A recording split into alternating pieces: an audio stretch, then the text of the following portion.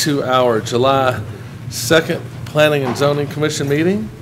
We will, due to a few changes, we will have the minutes to approve at our next meeting, so I won't ask anybody to make a motion on the minutes. The first item on the agenda is SD 1819, a multiple occupancy review for a new bank, retail Echo Rouge, a 6-unit project basically in the Agave Shopping Center parking lot out there, or whatever that shopping center is called. Yes, sir, Mr. Chairman, Commissioners, thank you. And as the Chairman stated, this project this is a multiple occupancy project which falls underneath provisions of the subdivision regulations. This occurs along Greeno Road. This is in the site of the former Food World Shopping Center. And we'll go through the basic project details first of all. We'll get to, in future slides, we'll explain the condominium portion of this in a future slide. Fairhope Group LLC, the applicant, Mr. Davidson, Mr. Trotter. This is zoned in the B2 General Business District. This fronts upon Greeno Road, 5.76 acres of the total site, and as we stated earlier, the former Food World Grocery Store Shopping Center locations. 0.8 acres would be modified by the project. Mr. Cummings is here with us tonight. He is the engineer of record with Hutchison Moore and Rao. As we stated, a multiple occupancy project, Article 4, Section H of the subdivision regulations cross-references specific sections of the subdivision regulations for an MOP, so this lives within the subdivision regulations. There are some triggers for final closeout of an MOP that must be accomplished. That will bring us to conditions of approval that we'll see when we get to the approval. Fairhope Group LLC is the declarant of the condominium. There is a condominium agreement in place for ownership purposes of the existing units. And as you see in your slides right there, the existing condominium contains 3 units. Unit 2 is the building formerly containing the grocery store. Then Unit 1 contains a restaurant. And let's see, subject property, this is owned by the Fairhope Single Tax. The application, they wish to add 3 units to the existing site utilizing the MOP process, as well as add new units to the condominium declaration. That is an additional case behind this one I'll explain momentarily. Looking at the site here, Chairman, Commissioners, you see the site overlaid, so that way you can see the proposed buildings of the MOP in relation to the existing parking lot. Also a couple photos you see on the far right, one looking to the northwest, one looking almost due south. I'll call your attention to it here because we have it on the drawings. The 4 low-impact development or LID techniques I've noted here. They're utilizing pervious pavers. They also have a bioretention area, and that bioretention area also includes level spreaders, and it's encompassed within a vegetated area, an infiltration basin. In our regulations, it calls it a vegetated swale. Here we have an aerial photograph of the same site, and I apologize, it's a bit difficult to see, but the drawing is overlaid the aerial image, as you can see right there. Provide some additional background information, and this is for the Commission's information here. We're understanding, staff was notified that there is a non-exclusive easement for ingress, egress, and parking in place for the subject property. The owner information right there is in your slides and when it was recorded. And what we want to do here is just advise the staff that in the event of a conflict or potential conflict regarding that easement and the access to that property, that would not preclude staff or the Planning Commission from considering a case not affecting the subdivision regulations or zoning ordinance. So the subject application maintains the existing points of ingress or egress. The site information right here, we've copied the site data table from the drawings. The notes here, the engineer of record advised a traffic study is not required due to the trip generation. Our City of Fairhope horticulturalists reviewed the landscape plans, reviewed and approved them. Note there is an additional 10-foot landscape buffer contiguous with the right-of-way. That is required by the tree landscape ordinance. In this case, because it falls along Greeno Road, that is reflected in the landscape ordinance. The Public Works Director reviewed the drainage calculations and the LID techniques. What we also want to note here, the net decrease of impervious surface is caused by this development, and as well as the fact that it's less than 10,000 square feet. This would be 9,600 square feet approximately. Because of that, a formal site plan review is not triggered by this application. With that in mind, it brings us to the staff recommendation. This is a multiple occupancy project to fulfill the final inspection requirements of the articles you see there in the subdivision regulations. The staff recommendations for approval, subject to the conditions. As you see there, one, a pre-construction conference.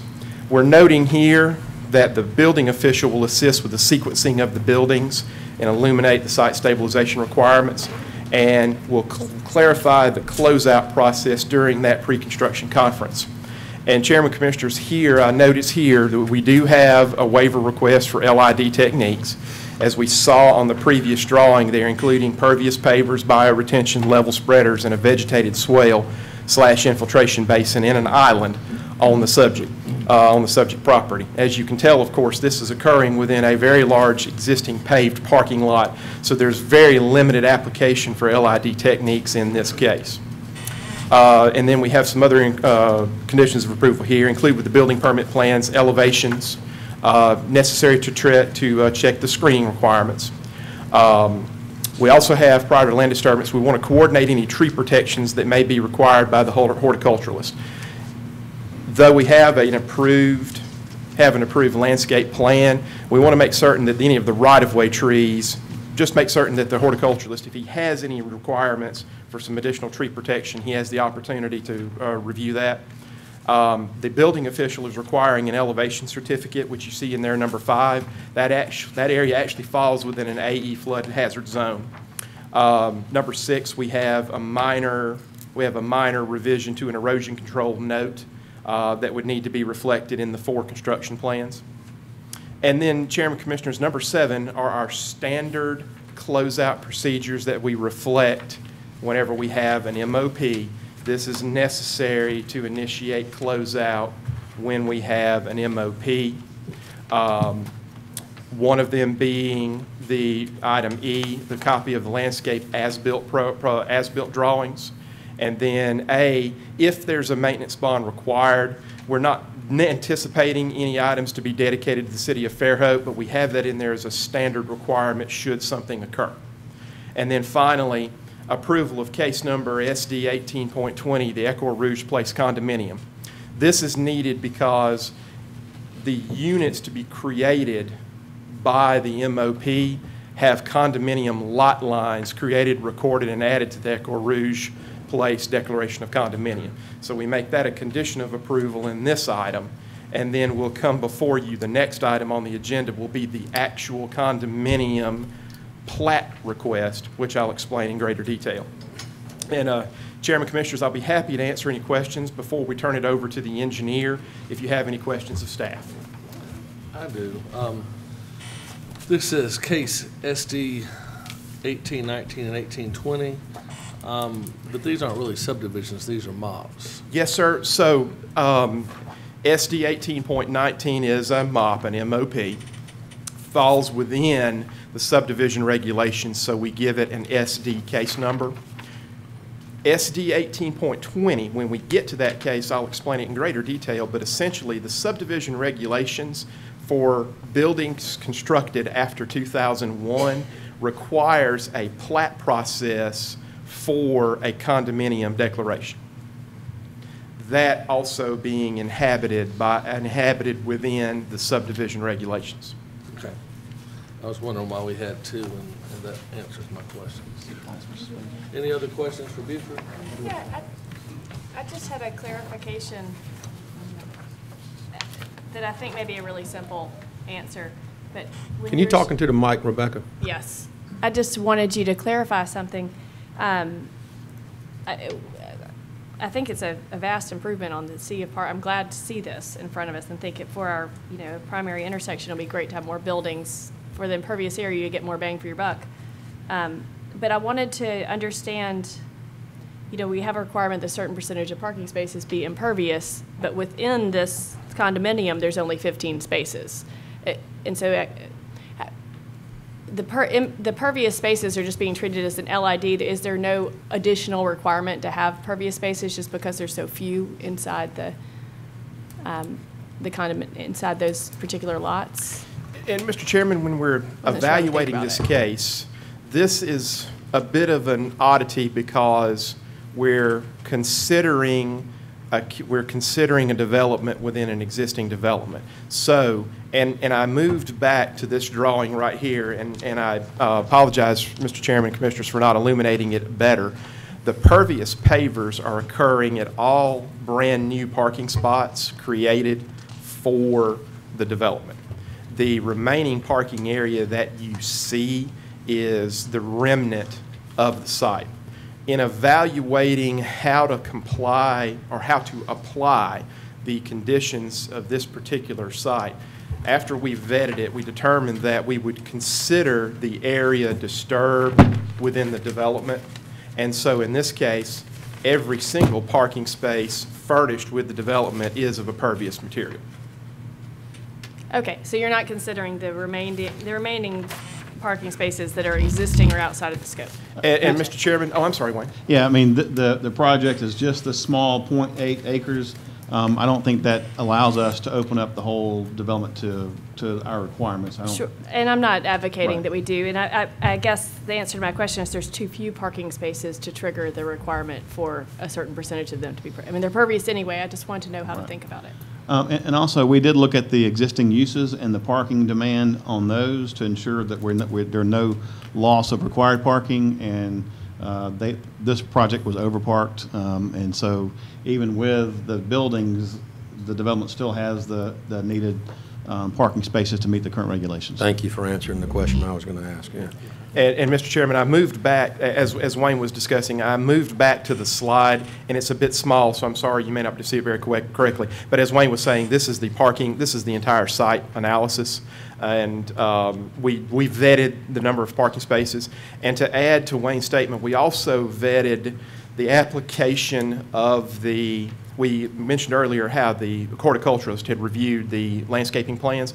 We vetted that to make certain, and we did not see and did not believe there was a trigger that would force upgrading the entire site, that it would be an overreach to try to apply it to the entire site, the way the language and the way the language is assembled in that ordinance.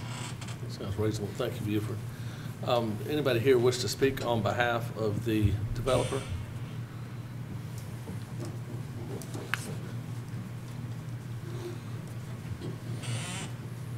I'm Robert Cummings with HMR. Staff's report is quite detailed, so I'm not going to add much to it. I will only add that this is a project that this body has already approved once in a one-building configuration. The only reason we're here tonight is we're asking for 3 buildings. I'll be happy to answer any questions. That'll be great. I'll go ahead and open the public hearing up and may call you back. I don't have anybody, I don't believe, listed on this item, but if anybody wishes to speak to this item, this is your chance. All right, if not, I'll go ahead and close the public hearing and turn this over to the commissioners. Motion, Mr. Chairman. I have a motion to approve, subject to staff recommendations. Do I have a second? I'll second it. I have a second. Any further discussion? All in favor say aye. Aye. Any opposed say nay. I have a question. Does that specifically approve the waiver for the LID? Yes. Yes. And the conditions too? And the rest of the conditions? Yes, subject to staff recommendations. Now I have one more question. Buford, my staff report only shows 6 conditions. He mentioned 7. You have 8. I think number 4 on your list. I'm just trying to make sure that mine don't. I Because see we number- only had 6 on ours. So I don't, your number 4 is different than my number 4? My number 4 is number 5 on your list. Okay. And I don't have number 8. I would suggest that staff recommendation include the slide that's in front of you. Okay. And we'll use that as the basis. That's amenable to the planning commission. That's fine.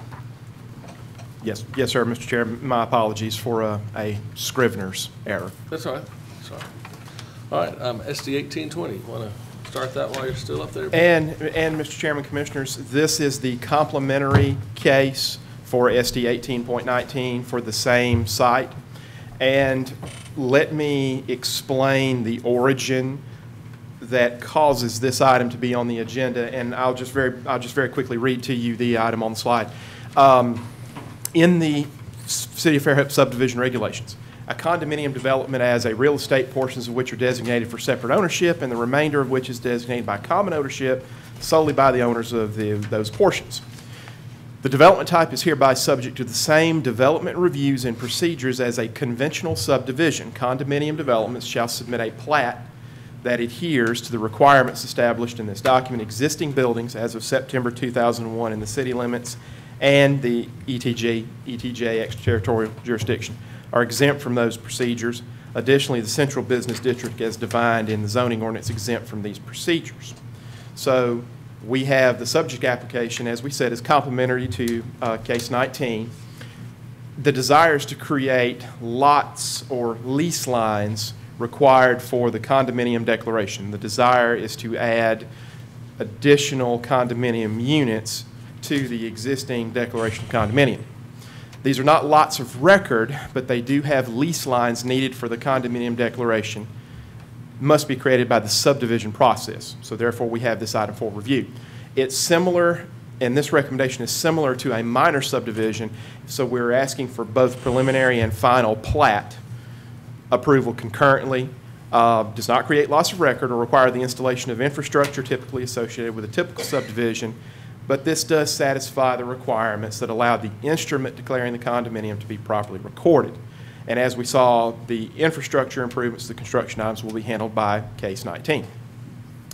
What I have here is just a sample of, this is the cover of the existing condominium declaration for the existing condominium units on the site. And the small inset drawing you see on your right would be proposed new condominium units for ownership purposes of those units when they're created. Brings us to a staff recommendation. Staff recommends preliminary and final plat approval of the 3 condominium units subject to the condition below, which has been satisfied by the approval of case SD 18.19. So this will close the circle to allow the ownership instrument to exist for the condominium units for the site. Thank you, Buford. Do you have anything to add to that? Appreciate the staff. Go ahead, All right, thank you. In that case, I'll go ahead and open the public hearing at this time. Anybody wish to speak to this item? If not, I'll close the public hearing and turn SD 1820 over to the commissioners. Motion, Mr. Chairman. In reference to case SD 18.20 Echo Rouge Place condominium, I move that Planning Commission approve subject to staff recommendations. A motion to approve subject to staff recommendations. Do I have a second? Second. I have a second from Charles Johnson. Any further discussion? I have a question. Yes, sir. For staff again. Would these 6 condominiums be leased separately? It looks like there's still only 3, but this is on paper, there's 6. So would it have to be 6 individual contracts on those? There are 2 units in each space, so yes. So they would be, okay, that satisfies my, okay, good. Anything else? Not, all in favor say aye. Aye. Any opposed, say nay. All right, next item on the agenda is public hearing to consider the request of Sawgrass Consulting for a preliminary plat approval of Twin Beach Estates, a 72-lot subdivision. The property is located on the north side of County Road 44, just west of Highway 181. Buford. And thank you, Mr. Chairman. And Twin Beach Estates, this is a major subdivision at the location you see in the slide before you. We'll go through a brief history on the site because this is the first appearance of this item as a subdivision. We have considered it previously for zoning purposes. The rezoning request from unzoned Baldwin County to City of Fairhope PUD was approved by the Planning Commission on May 7th. The City Council approval of that case, which is ZC 18.02, is still pending. The request, of course, is a PUD, a planned unit development. This is approximately 0.2 miles west of Alabama Highway 181 on Twin Beach Road, also County Road 44. LA Development, care of Mr. Matt Byrne, is the developer. Sawgrass Consulting is the engineering firm. Mr. Doug Chaffin is the engineer of record. Approximately 22.6 acres, requesting 72 lots. That generates a proposed density of 3.19 units per acre. And just as a brief reminder, that is down from an original consideration of 78 lots and 3.45 units per acre. Some additional background in the subdivision itself. We described the acreage and the lot count originally. Minimum lot size would be 6,240 square feet. The minimum lot width, 52 feet. The setbacks reflected in this subdivision are 20 feet front, 15 feet rear, 6 feet on each side, with one exception, and that's between lots 21 and 22. Mr. Peterson requested an additional, a utility easement for future expansion, so they will have 7.5 feet side setbacks on either side of those lots to allow that easement, side street being 20 feet. Lot coverage would be 55%, maximum building height of 30 feet. And you'll notice that the accessory structure requirements mirror that of the zoning ordinance, as well as the lot coverage of the accessory structure at 25%. 30 feet maximum on your accessory structure is no higher than the principal structure. There is a slightly smaller than in the zoning ordinance here, incorporated into this PUD, that the structure separation from the primary structure would be 5 feet. We have here, we wanted to include the typical road section here just to illuminate for the commission that, one, this is in compliant with City of Fairhope requirements. And with the assistance of Mr. Johnson helping review this, this will actually have 18-foot wide paving. Also, the traffic calming devices are included in this development, so they're using some speed tables, and we included a detail of that in the lower right-hand corner of your drawing right there. We want to illuminate also for the commission the sidewalks along the right-of-way. So there's a 10-foot sidewalk easement included in the common area and in the common area / landscape buffer along Twin Beach Road. And what we did here is took a capture of the plat and then provided two details showing you the turnout in connection to the right-of-way. So we do have the sidewalks along Twin Beach Road as well as within the development. And Chairman Commissioners will explain the LID techniques for this development. There is a request for waiver of LID techniques associated with this development. What we'd like to do is explain those that are being utilized. And there are 5 LID techniques utilized in 8 locations. What you see on this slide, and again, my apologies for the size, the drawing is an inset map. That is the entire site plan. And what we'll do is in future slides, we'll zoom in on the individual LID techniques. Now, the chart you see on the left is a capture from the subdivision regulations. Those are the pre-approved BMPs, best management practices, that are also low-impact development techniques. As you'll recall from previous discussions, a focus of drainage is total suspended solids removal, TSS. What you'll see is that each technique they've selected removes 80% of the total suspended solids, with the exception of their dry detention basin, which removes 60%. We'll explain how that's used in just a moment. They are utilizing grass swales. They've labeled them BMP number 1, number 4, and number 7. So they're utilizing grass swales in 3 different locations. That removes 80% total suspended solids. As a supporting document, I included a chart from Planning for Stormwater Developing a Low-Impact Solution, which is a publication of the Alabama Cooperative Extension Service. It's informally referred to as the Alabama LID Handbook.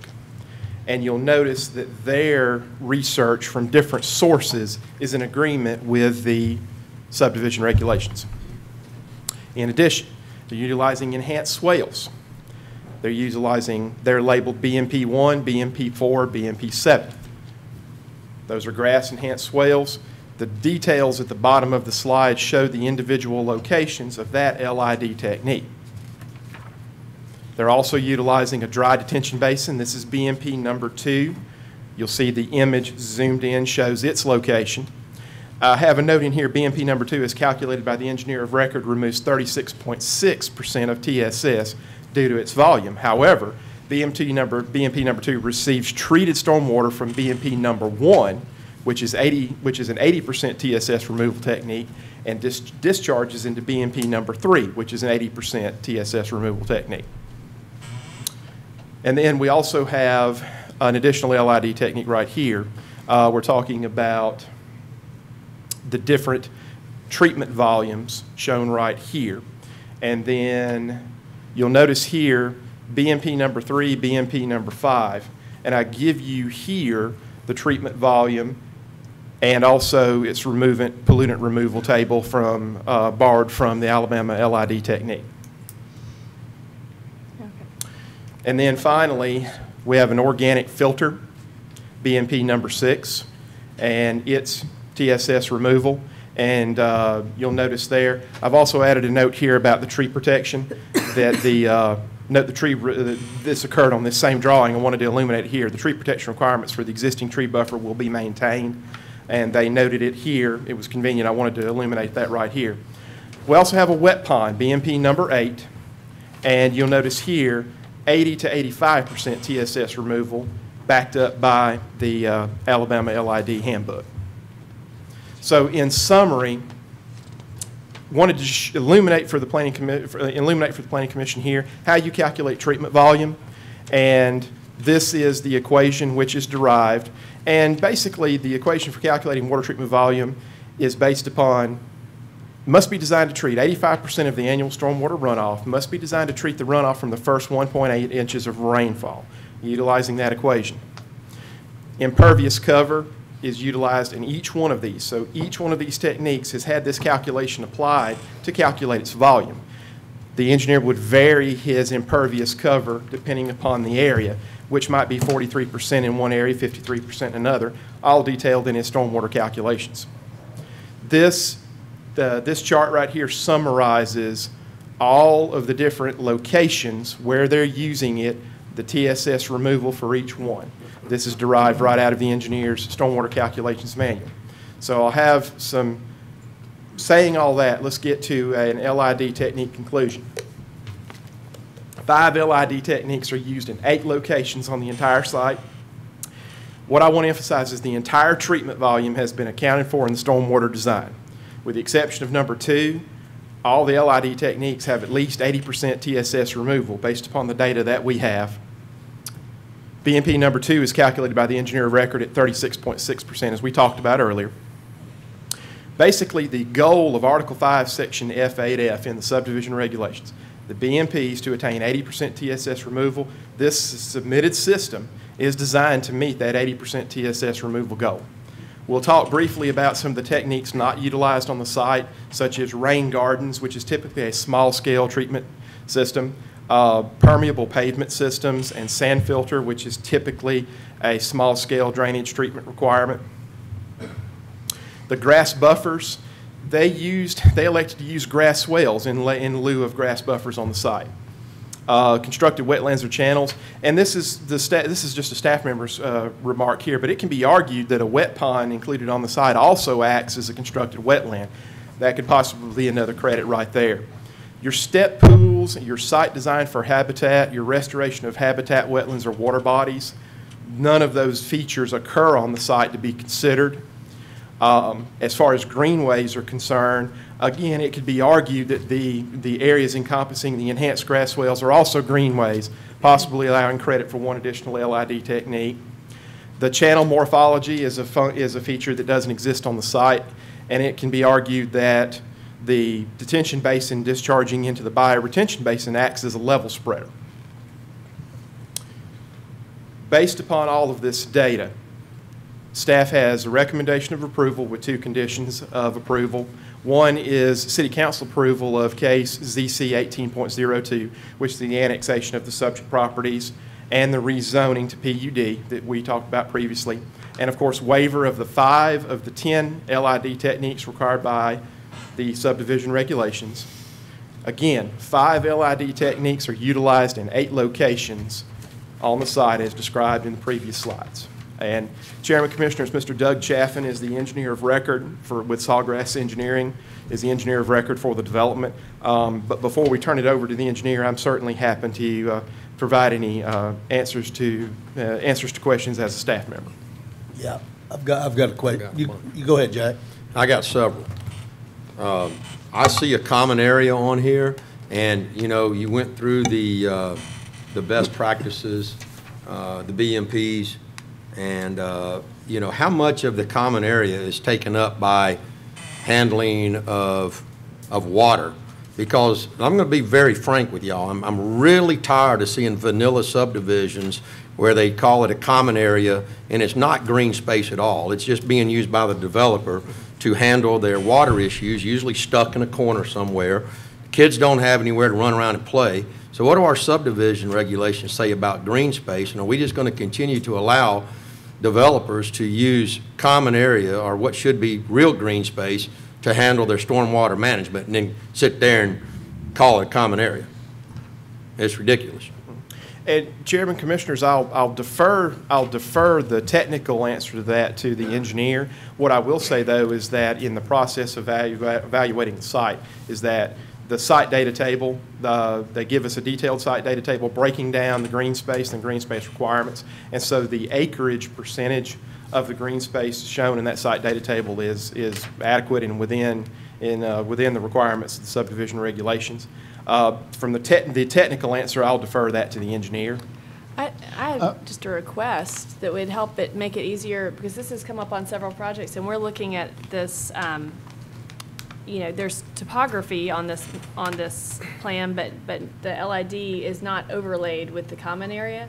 And if we need both documents, Yep. really. Yep. Understood. Just for future. Understood. And Chairman, Commissioners, the applicants furnish us an aerial, and they provide us a topographic overlay, so we can furnish that with the packets for the commissioners in the future.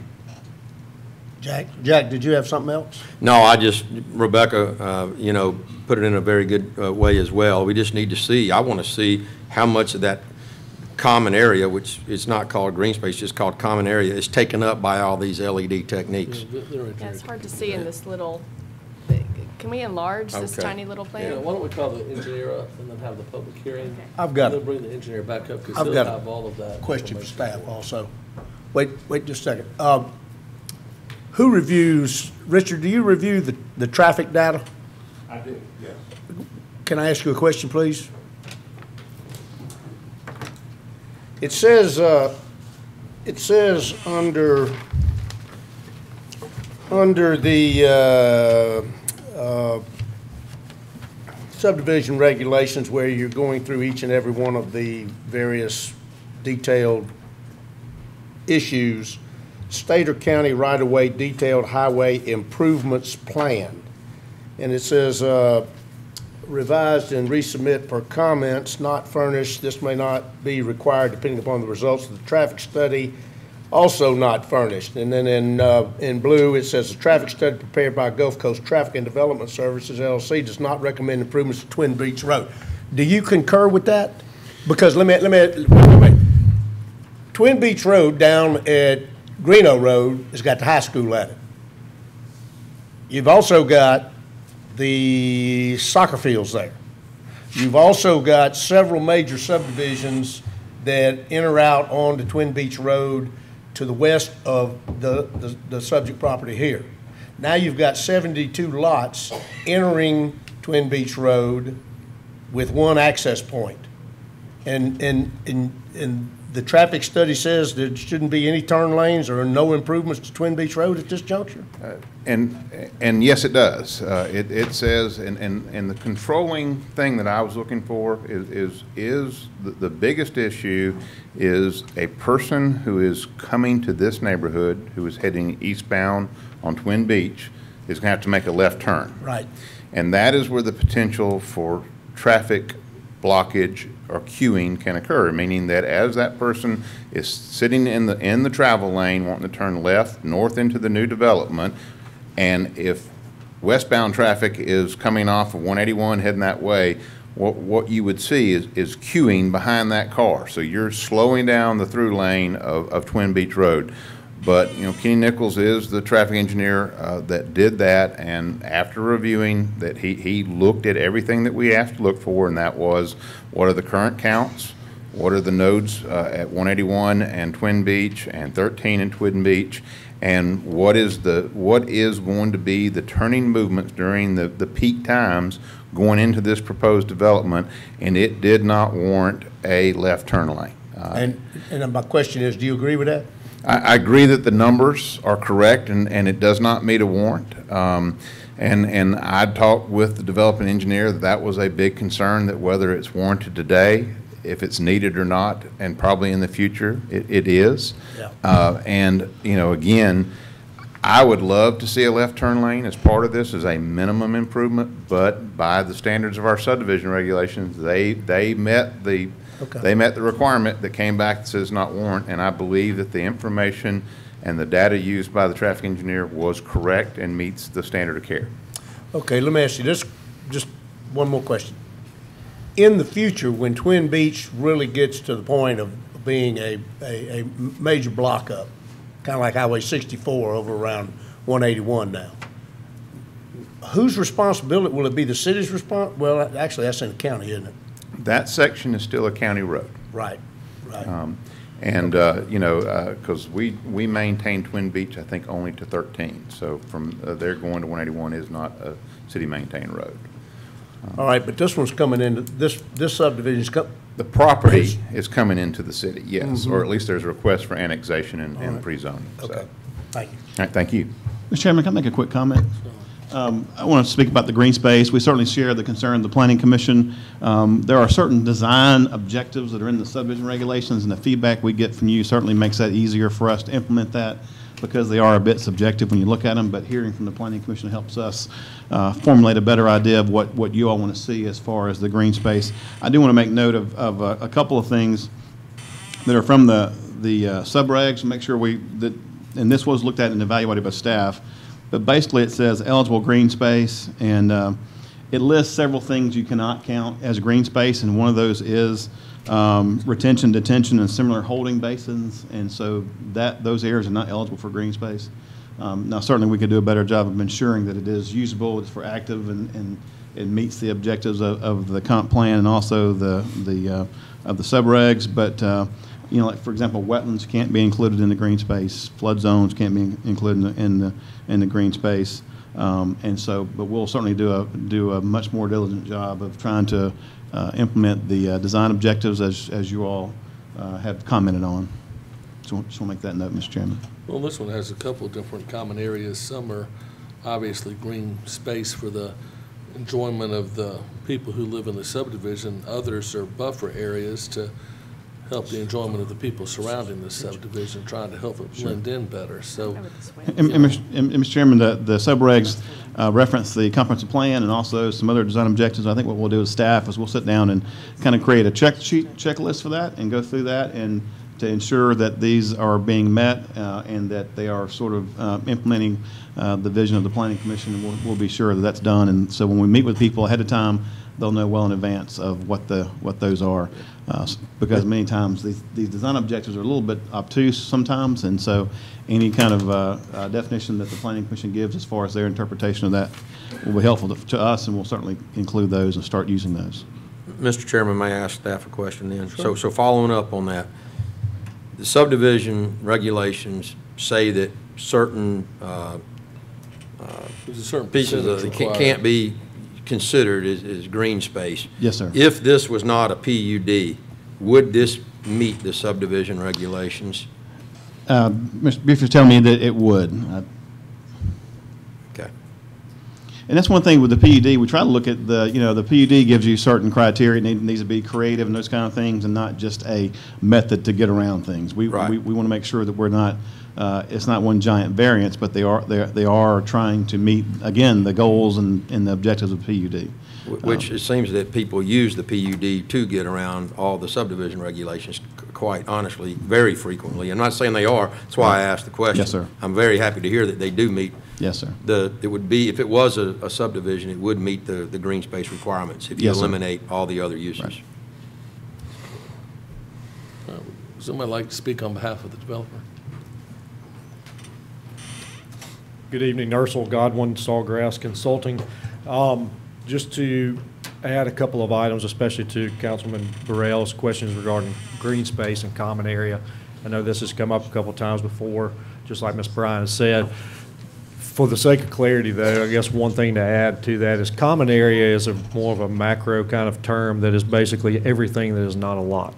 So everything that is going to be held in common ownership by the homeowners association falls under that. So that's green space, that's, other common areas, detention facilities, anything like that that is not a fee simple lot held by an individual is what is called common area. So on a plat, what sometimes creates a little confusion or question is that you can't physically plat green space because that's a physical feature.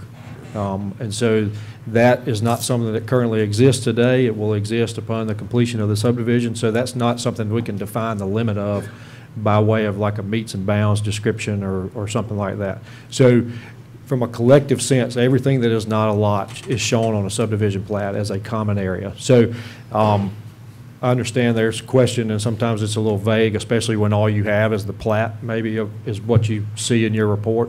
But we do exceed the minimum requirement for green space. We did provide those calculations to staff and on the plat and so forth, so that we could show what is green space and then actually what amount of the common area, which includes green space as well, but what portion of that goes to detention. So there's a number in there for detention, and there's a number in there for green space, and then combine the two together, and that meets your total common area. So we do separate those two out just for the sake of hopefully being able to clarify some of that. As far as the PUD process, the only thing different in this development that would say be different than another subdivision per se is the fact that we've requested 3 different lot sizes there. That was what the PUD allows us to do. So we've got a 52-foot wide lot. I think the other's a 75-foot wide lot, and then the third are 100-foot wide lots. And so since we have all 3 of those zoning, or all 3 of those lot sizes, those would really fall under a couple of different zones in the zoning ordinance. So the PUD encompasses that for us. So by doing that, we're able to get the 3 different lot sizes in one subdivision without having multiple zoned areas and so forth. So that's what the PUD process for this particular development was. We still had to meet all the requirements for the subdivision regulations themselves. But anybody's got any other questions, I'm more than happy to try to answer. I really appreciate that explanation, and pardon my grilling, but I think that that's part of our job, is to give a grilling to Sure. make sure that we're fully vetting, PUDs that sometimes I feel like get abused. But your answers to me are satisfactory. Thank you. Well, and Absolutely. Jackie, one thing to mention is this is not a PUD, this is the subdivision. We've already approved the PUD, so. Do you have Council the, hasn't. do you have the subdivision, I mean, the landscape plat? Because I know Doug that Chaffin may have, Doug's the our one that engineer of it record. saw shows last the time. trees and because I think that's really helpful for us as far as Mm-hmm. looking at what is Sure. Sure. And- common area to what's useful and what's a retention pond and what's not, because I thought that I saw something that was a really nice walking trail in that middle common area, but Right. that could be, Yeah, and what, since you mentioned you're calculating all of this, No. so you have a number There's one for the more. square footage of green space. Yes, ma'am. So that's what's missing, and what we get to see is that number has a boundary. In order to get the number, it has to have a location. And Sure. so clarifying where that is, where the stormwater, what percentage of, or graphically, what part of the common area is green, what part is Right. wet.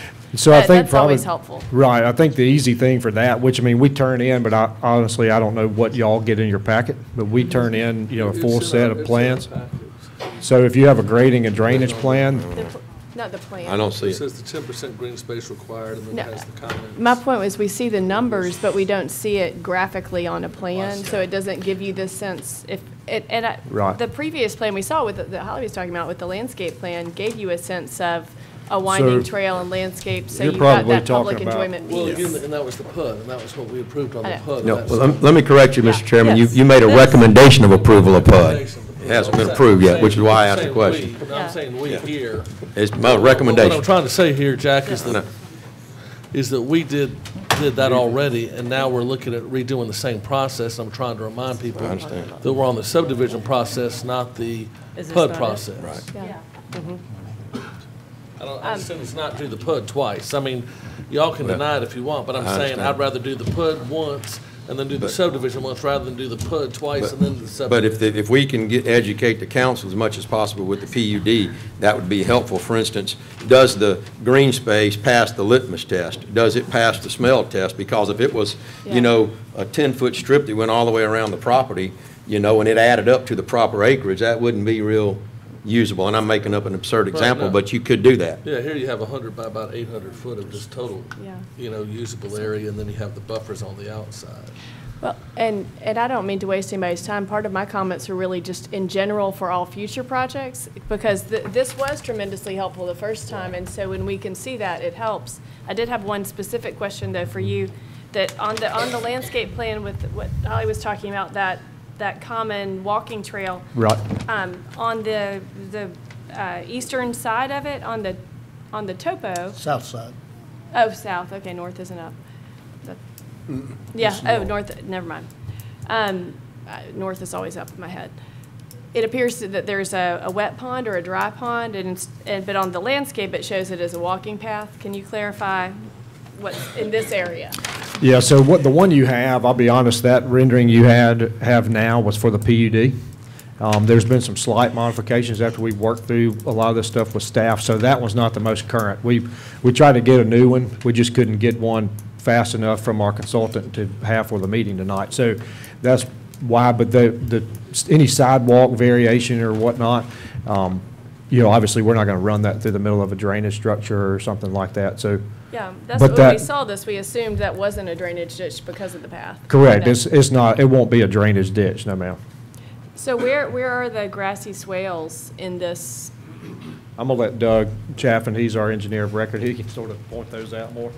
Well, it's, you have to excuse me a little bit, Doug Chaffin with Sawgrass. A little hard to just point from I know, here, sorry. but we've got them along the boundary. We had some space that separated the trees from the lots that we used to grass swale along the east side of the property.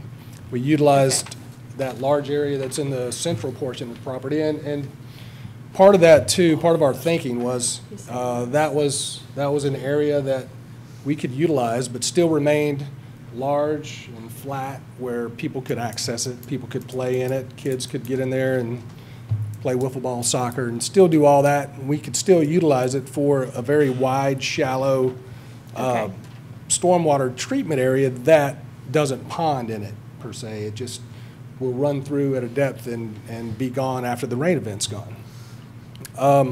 We use a swale along the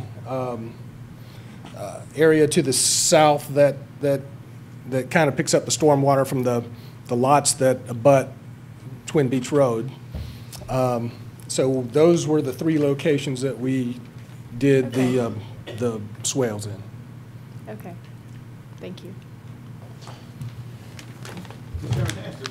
Since, typically in our packet, we put the site plan, we don't put a lot of information in your packet, most of it will fix. We can, if you want more, we can set up like a Dropbox and make it available electronically for those of you who want to go into a deeper dive into all the documents we have, because we have a file that's probably, 6 inches thick. This is, documents. that's a green space. So we I don't know summarize if it's a green present space or it. not. But if the planning commission wants, we can look for someone to make that available electronically to who wants to see it, give you access to that Dropbox location or something like that. That would be great. Mr. Chairman, I had one more staff comment before we moved on, and that is that, as you noticed, and you'll see on the next couple cases as well, is that at the staff level, we've gone and made a great effort to illuminate for you and show you inset drawings of the LID techniques. And I think that what we're hearing tonight and what we'll do as staff is make the same effort for the green space, give you those zoomed in drawings, and display that for you during the meeting where we can put it on the screen. But like Wayne was saying, if we have that, if every engineer gives us digital copies of all their plans. So if we put that in a file sharing service where you'd have the entire set as Adobe documents you can very easily download, you can zoom in on the most minute detail. That's something we'll definitely do for future purposes, is for the green spaces, illuminate that just like we're illuminating LID techniques tonight. That'd be great. I mean, like this right here is very helpful. So any kind of graphic like this, it pictorially will show us, you know, what you have in mind, as long as there's not fine print that might say, you know, proposed and not, Need not you know, be built. or might be, we might do this. Is that what's proposed? Yes, that green space is the same, it's in the same area as we presented in the PUD. You know, sidewalks, obviously what happens out there is, you know, when somebody builds a sidewalk, is it gonna be exactly in that same spot? It may not be, as, you know, they maneuver through there. So, I mean, that's why we don't calculate like the total linear footage of sidewalks and so forth. But there will be walkways through it that'll meander through there as close as they can get it. But they may run into, I don't know, a tree stump or something that they don't move out of the way, but, or they may define a specific area, but they will move the sidewalks and meander them through for access points and so forth. So yes, that is the intent for that Or area. even like a pervious trail like they've done in other neighborhoods that would work. Again, we're not commingling the green space and the drainage space together, but that might work well. Well, they are, but Yeah. it's not a deep, Correct. you know. Right, if- so the if water it's a sheets shallow- through there, and it's correct, and it's gonna Yeah, I mean, perk there's no in, and way- some's gonna carry down, and so forth, but that's some of the more natural feature of the property than it is per se a man-made kind of thing. So we're trying to utilize what the property provides us for drainage, and then at the same time be able to utilize that for all the residents there for green space as well. So without going in and altering it, it provides both. Well, let me ask you a question about the graphic that's on the screen. It's very hard to read this, and it's not in our package. If you look at the central common area, that's the center, the long strip of, and then inside, in the piece of paper that was just handed out, it was, you know, a nice green space with some sidewalks. As you look at the screen to the very far right of that, what is that, what's being called out? There's a circular area? I mean, is that- It's a dry pond area. So basically, the water eventually travels down that way and heads out. And so really, it's more of a treatment kind of facility than it is. Is that part of the LID right there? Correct. Okay, That's but part- it still meets it. And then the little area encompassed by the two black lines just to the left of that dry pond, what is that area? Looks like What's this right? That. it cuts across that same green space, or same Those common areas- area. Those are just divisions of how we separated out each of the BMP areas that drain to that specific location. So Okay.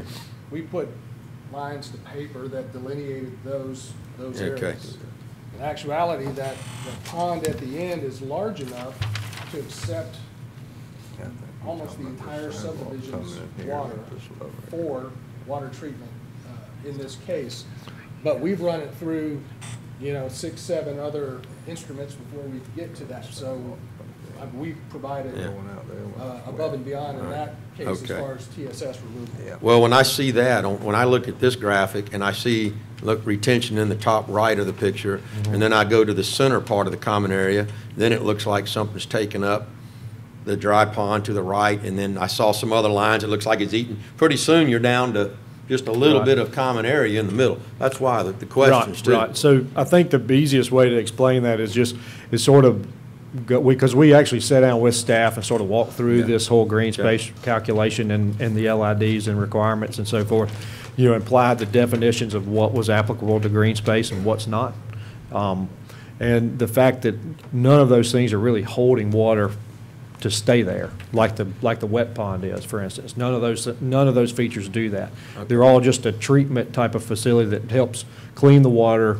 You know, as Buford showed, you know, remove the TSS is 80% for each one. So it just, each time it goes through the next step, it just cleans the water that little bit more and a little bit more and a little bit, so that by the time it ultimately winds up at the wet pond where it will stay and then ultimately be released, you know, it's super clean water, basically, is what it boils down to. So it's not a process that the water is going to stand there the same way it's sitting in that pond. But again, it's sort of using that natural feature of the land as it's naturally contoured, so because the water's going to convey that way anyway. And so short of you going in there and just digging ditches all over the place and running pipes all over the place and stuff like that, then you let it run as it does. And since we've got such a large area in there, you let it free flow through there or sheet flow as it naturally would. So we're not holding it per se, as in like a detention pond. Mr.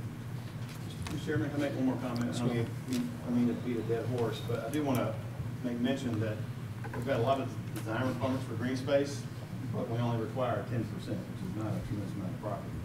And just for example, on this one of the very specific requirements for green space is that it must be located at the rear edge or interior of the development. And this development has a green space that goes around the whole development. And so if you look at that, we only require 10%.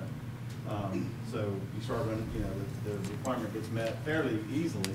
And then the other areas that are, quote, unused are again in retention, those kind of things. So I guess my point is we've got a lot of design requirements and only a little bit of space to design. So many times it, 10% is really not a lot. I mean, you're talking about a PUD that's 40 or 80 acres and things like that. It limits what you can do with that, I guess is what I'm saying, as far as anything that's created, especially when we say it must be located interior or to the rear of the property, because this one there's a pretty significant tree line, I believe, to the west of it, and all that is in green space. And so that's kind of the first priority, this was over trees and the big live oaks, and so that was put in green space, which was our suggestion, because we want to make sure that it stays undisturbed and remains rather than being on a lot and could potentially be cut down because it's then becomes single family. So there's, we may want to look at maybe in the future, is 10% enough, or maybe there's certain areas we want more green space or less. So, but just want to mention that 10% is the required amount that they have to show. Thank you. All right, thank you very much. Anybody else? I'll go ahead and open the public hearing at this time. Does anybody from the public wish to speak to the Twin Beach Estates? Yes, sir. If you'll come up and just state your name and your address for Emily, please. And I'm David Ellis. It's 7194 Broadbeck Lane. And this really doesn't just concern their development. It's just the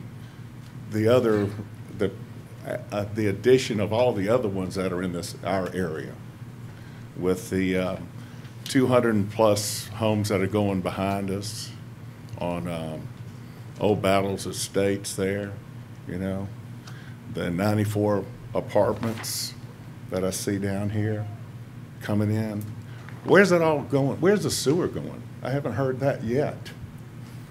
Do we have more lift stations now, or what's been going on? Mr. Ellis, there will be added lift stations for the development. And when is that? I'm sorry? When will that be? That's when they build the units that they're building. Okay, and that'll take care of right. The and apartments and all that we have down that way? Yes. we're talking about. Yeah, that's a different location. Right. We're talking about Twin Beach Road. Right. They will build a pump station for their development. For theirs, okay. Right. All We're talking about so that's just and one. we're primarily right Right. now. We're talking about. Well, we're talking about Twin Beach Estates. If you Right. have, if you've got macro issues, you need to go to the city council. Yeah, and we need to change the subdivision regs. Right. That's what I'm saying. Make There's a minimum huge lot things size of that 4 y'all are acres. going to have but to be we've got our rules addressing we apply. to get not only this one done, but the other ones that are on the agenda. And as far as the traffic on Twin Beach Road, when we have all these houses built and the estates and the apartments added to it, where they're all going to Walmart. Twin Beach Road. I mean, it's going to be massive there. So there's just going to have to be a lot of things done by the city to accommodate these guys, the other people, and what we already have that's been approved. So And the only other thing is, we notice that every time a subdivision wants to come in, they want to be annexed. Why is that? You'd have to ask the individual developers. Typically, Because there's a of lower, the sewer connection. typically there's a lower tap One. fee. Right? And that's our big problem, our sewer stuff. But now they get in, they get it all approved, then they come into Fairhope and they don't have to pay it. Why don't y'all wait to annex them until after it's built? And then you can charge them more money to hook in and build a new sewer plant. You know, but right now, we're just kind of like, it's like everything is getting stacked on top of us, one after the other, and we just don't know when it's going to end until the land's gone. Well, I know we've started, 5 projects of what I would call a phase 1 of a sewer improvement program, and Right. we're looking at some master planning that goes in front of those projects to extend further out, like you're talking about Right, Twin down- Beach Road or down Fairhope our Avenue. way. Because, I mean, of all the stormwater stuff, we've been hearing a lot. And it's because of that other development that we already approved earlier that washed out the roads. So, anyway, that's all I had to ask. is maybe Well, just a couple- people are coming unless we confiscate land or buy land and turn it into parks. Well, that's what we're They're worried about, coming, because we got you the know. only spot left But the out good there. news is that there are 55 counties in the state of Alabama that's population is shrinking, and all of us, if we get 2 foot up, can move to one of those counties. And sometimes I think about it. So Yeah. If I can add too, that a lot of these areas that are on the perimeter of the city, a lot of these areas on the perimeter of the city, you have a joint jurisdiction with the county as well. So some of these roads are county roads, and so we don't control the roads and those kind of things. I will say that when people annex in and then they develop, they pay impact fees to us. If they developed and then annexed in, the city will not get any impact fees, and that goes to help pay for police and fire and all those things that are necessary So- to protect the so- citizens. So the city makes more money if they annex. I don't think it's an issue Yes. of making money, yes. Well, not only that, the property Eventually, yes, taxes are property huge. taxes If you just let them stay within the county, you're not gonna get that tax revenue, and that's the catch-22 you run in. They're gonna build on your border. Right. Whether you want them to or not, so you might as well collect the property taxes. I was gonna It was kinda like when Walmart was just across the street from the city Exactly. limits. Well, we weren't collecting, the sales taxes or the property Yeah. taxes for that, land, and, well, that was a But totally still- different but still scenario. getting- Now, still getting the now police through an act of calls. the state legislator, we are. But also it's Still get the unzoned police as calls, well. weren't you? So there's no zoning out there as well. So it's unzoned in the county. They could build whatever they wanted to. That's what we're getting our pig farm ready to go. Yeah, with. I've heard that many Not times really. during my career. Thank you, Richard, for that. Well, I didn't realize and y'all and had- we're had a working plan. hard to keep up with it, and I admit that there's a lot of development that is knocking on our door, and we're doing the best we can to keep up with that too. And the benefit to having gravity sewers and lift stations in these new places is we can turn them off when it rains, and we can let them back up until we get past the problems that we have with the rehabilitation work we're doing. But That's it. we're working on all of that. And I'll say this, until the population hits 20,000, and you can do a forced annexation. 25,000. Is it 45? 25. 25,000, excuse me. And with the private property rights, in the state of Alabama, it's pretty tough to, really enforce a lot out of the city limits other than just your subdivision regulations, which we look at and we tweak. But once you have your subdivision regulations, you pretty much have to go by that, or the Alabama state law calls it a takings otherwise. Yeah, So, okay, thank you. Thank you for your question. Mr. Chair, can I make one quick comment? It's my last one, I promise. This is, we hear a lot about growth and how we dealing with the growth, those kind of things. And it's a difficult issue because, as Mr. Burrell said, we have limited authority out there in some of these areas. They can develop whether we like it or not, and we deal with it whether they come in or not. I do want to make sure that everybody knows that, we are, and Fairhope's always done a good job, we are implementing some new growth plans, some new comprehensive plans in the future. I believe we've asked for some funds from the BP, restore money for that. That's going to be sort of a new way of planning. We're going to be coordinating with our utilities and trying to locate utilities in places where we expect growth to occur and where we predict growth to occur. And so I think that's, as we go forward the next 20 to 30 years, I think that's going to be a big benefit for us. But we are doing our very best. We've had a lot of limitations. It's, when you have no zoning around you, it does make it difficult because there's no incentive really to come in many cases. And then you do have development that you don't control and can't be managed. Now, there are places in the county that there is zoning outside of borders of cities. Unfortunately, in Fairhope, it only occurs in Point Clear and Montrose, which is pretty much almost developed out, really. I mean, it's built out. And so that is a challenge for us, but I believe that over the next year or two, you'll see some things coming up that I think would be very helpful. We're going to try to do a visual preference survey, which is, I think, a new method. We hear a lot about what people don't like. The visual preference survey is a chance for people to show us what they do like, so we can sort of pattern the development after what is desirable by the people and do it that way. But I want to make sure that people understand we are working very hard. I can assure you that these developments get reviewed very carefully, very thoroughly. We meet as a group to review these with not only planning staff, but with utilities and public works and the horticulturalists and all those. And so they are getting a very thorough review. It is a challenge because we are growing, but as you said, I mean, there's some places that don't have that problem. And so, I guess in some sense we're fortunate, but it does bring its challenges to accommodate that. Anybody else wish to speak to this item? If not, I will close the public hearing at this time and turn the meeting over to the commissioners. I see Mr. Byrne and Booth are here. They're the developers of the project as well as the engineers, if you have any questions. Ask them now. If not, I'll entertain a motion. Mr. Chairman, before we set a motion, I just want to continue the discussion about how we're trying to get better. And when you look at connectivity, right now we've got a road that abuts the next property. And somehow I'd like to start working, and I talked with Wayne and Buford a little bit about this last week, is to create a definition where connectivity includes utilities too, because in this case, gravity sewer is on the downhill side of the subdivision, and we'd like the connectivity to allow that to continue, without having to have a gap between two lots. Where, I mean, you got two fences that are going to be within some reasonable distance of a setback, and it's to be able to maintain these things in a right of way or in an easement that works best for the utilities. I think we need to work a little bit on our definition. You may have other ideas or whatever, but I think that's something that we'd like to get started on pretty quick. Sounds good. Very quickly, I just wanted to say that I appreciate the fact that if I heard correctly, we have a requirement to treat 85% of the water, but all the water going through this development will be treated with the LID techniques, and I think that's commendable. I hope we see more of it.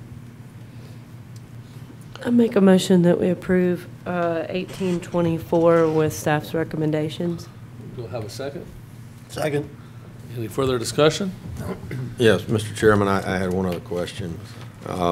And I apologize, I couldn't get the package open earlier today to study this a little more, but I do see that there's a package that says that the AT&T will serve this subdivision. Maybe that's a question for the engineers. And so, one of the complaints that I get a lot as a city council member is that there are portions of town, nobody's fault, that are underserved. People are worried about their internet service and whatnot. So when I see AT&T, that could be basic phone service. I mean, is the developer planning on providing fiber optics, or what kind of utilities other than water, sewer, gas, and electric are being provided for these residents? I'm going to have to answer that with an I don't know, and I'll tell you why. I mean, a lot of municipalities we're seeing now, this is sort of a collective answer for telecom-related utilities. A lot of municipalities now have actually dropped the telecom-related utility specifically for a lot of what you're saying. And, what we tend to run across more often than not with whether it's AT&T or Mediacom or, any cable/telephone/ internet provider is they're all pretty non-committal about what services they have available where and how fast they'll get those to you and so forth and so on. And when we submit letters of availability to those guys, we send them a copy of a plat or layout, typically the best we get is, yes, we are willing and able to serve you. And you tend to not get a ton of response back in terms of we can, put 120 count fiber out there that provides, upload and download speeds of so many megabytes per second or whatever the case may be. That tends to not be a readily available thing. Some of that is, and I speak from experience because we actually have a branch of our company that does telecom work. Those things tend to take a lot of time and a lot of effort through a municipality in terms of franchise agreements and how fast they're building and what they're getting approved to do, and then sort of what's in their short-term and long-term plan. So, for them to tell us, we can provide you fiber to the home immediately upon, they just tend to not provide that information. Well, do you, as a developer, though, do you provide the connections for whomever that may or may not be able to provide it in the future? What are you doing to provide the connections to each individual lot owner in there? Right. So in terms of that would be the same as providing a water meter or providing your power meter or anything. They get a service to the street. So what typically happens in construction is there's a conduit that's typically placed in the ground along with the electrical conduit.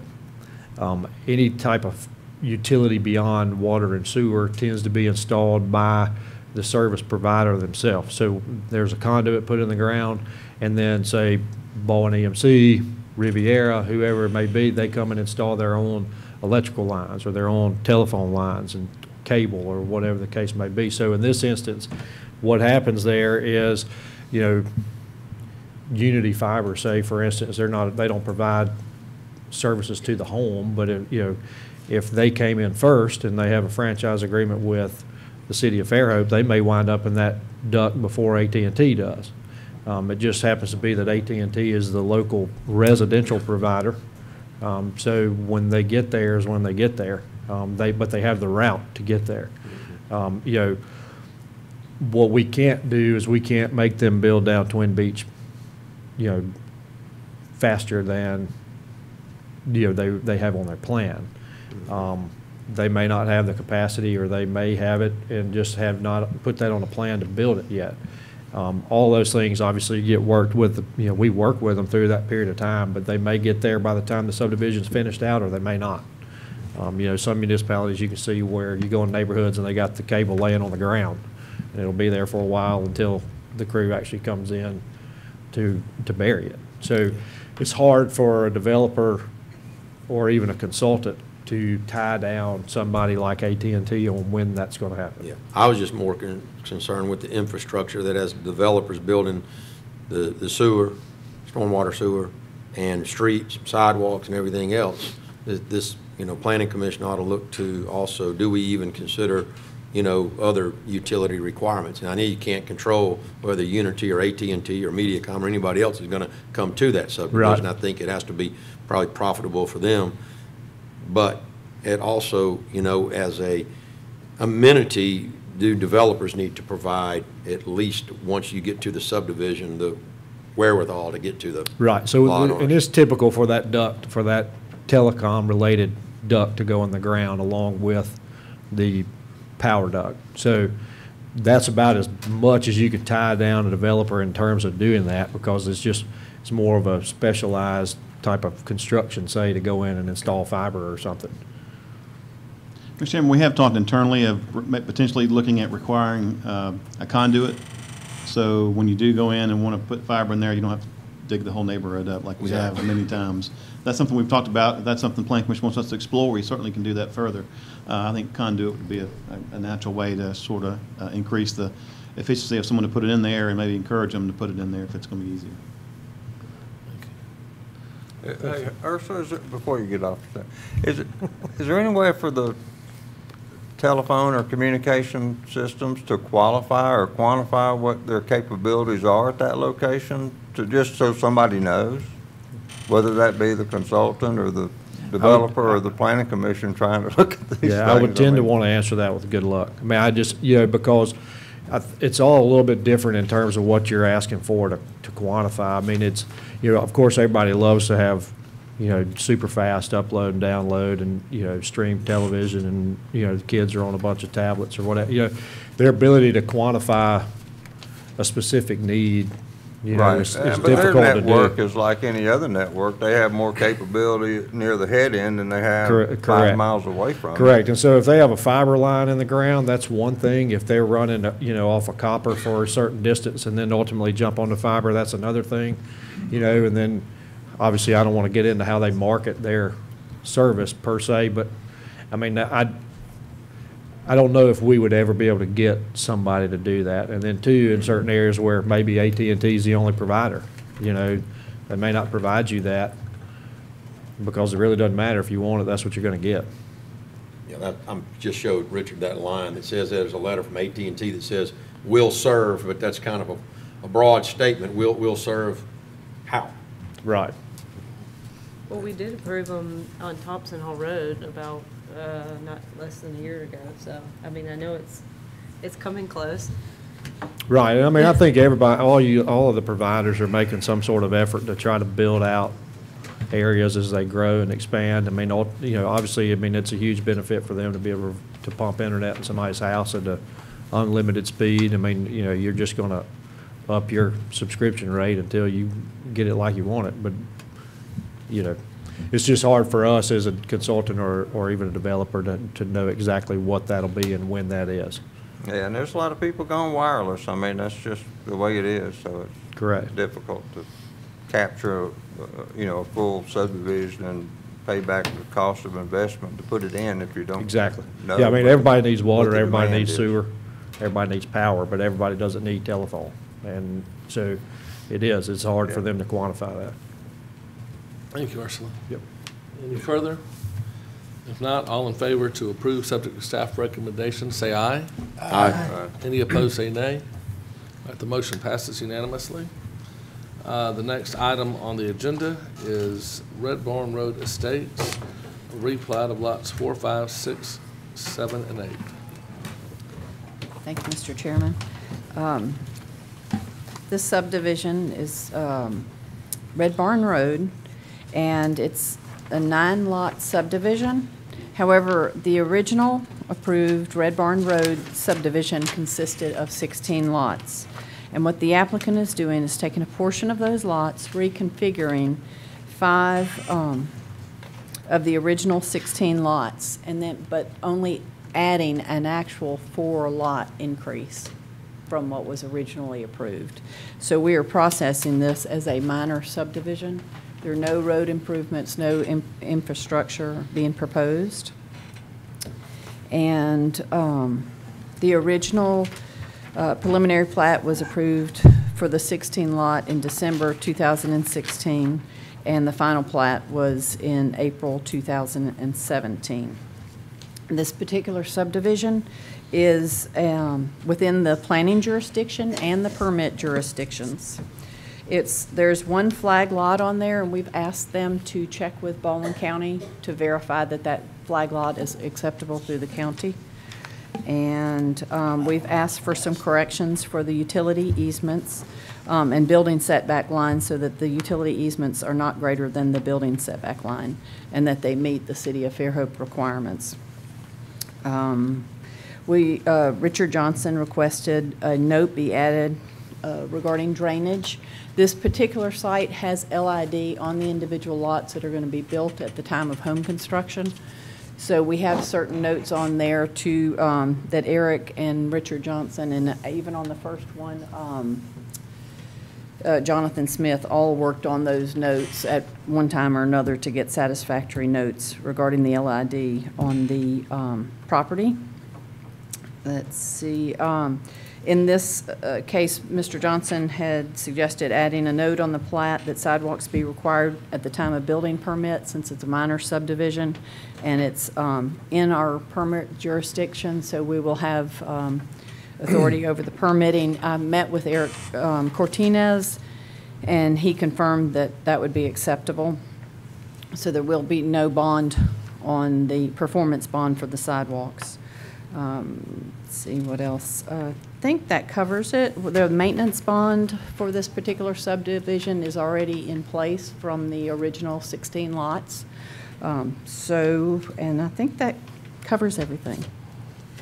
Oh, I talked to Richard Johnson and Mr. Peterson regarding street trees, and with a minor subdivision, we're not going to require street trees because no streets are being placed in the subdivision. So, thank you. Whoa. Questions? I have several questions, please. Sure. What's flag lot? Flag lot is a lot that is in a flag shape, basically. And the county used to have certain dimensions on those lots, but now I think I talked to Wayne. There was some. It was under discussion regards to those. Okay. How many initially with Red Barn Road Estates? Did you say initially there were 16 lots? Yes. So it was treated as a major subdivision Yes, then? in its original form, yes. All right, and so what they're doing now is taking, what is it, 4 of these?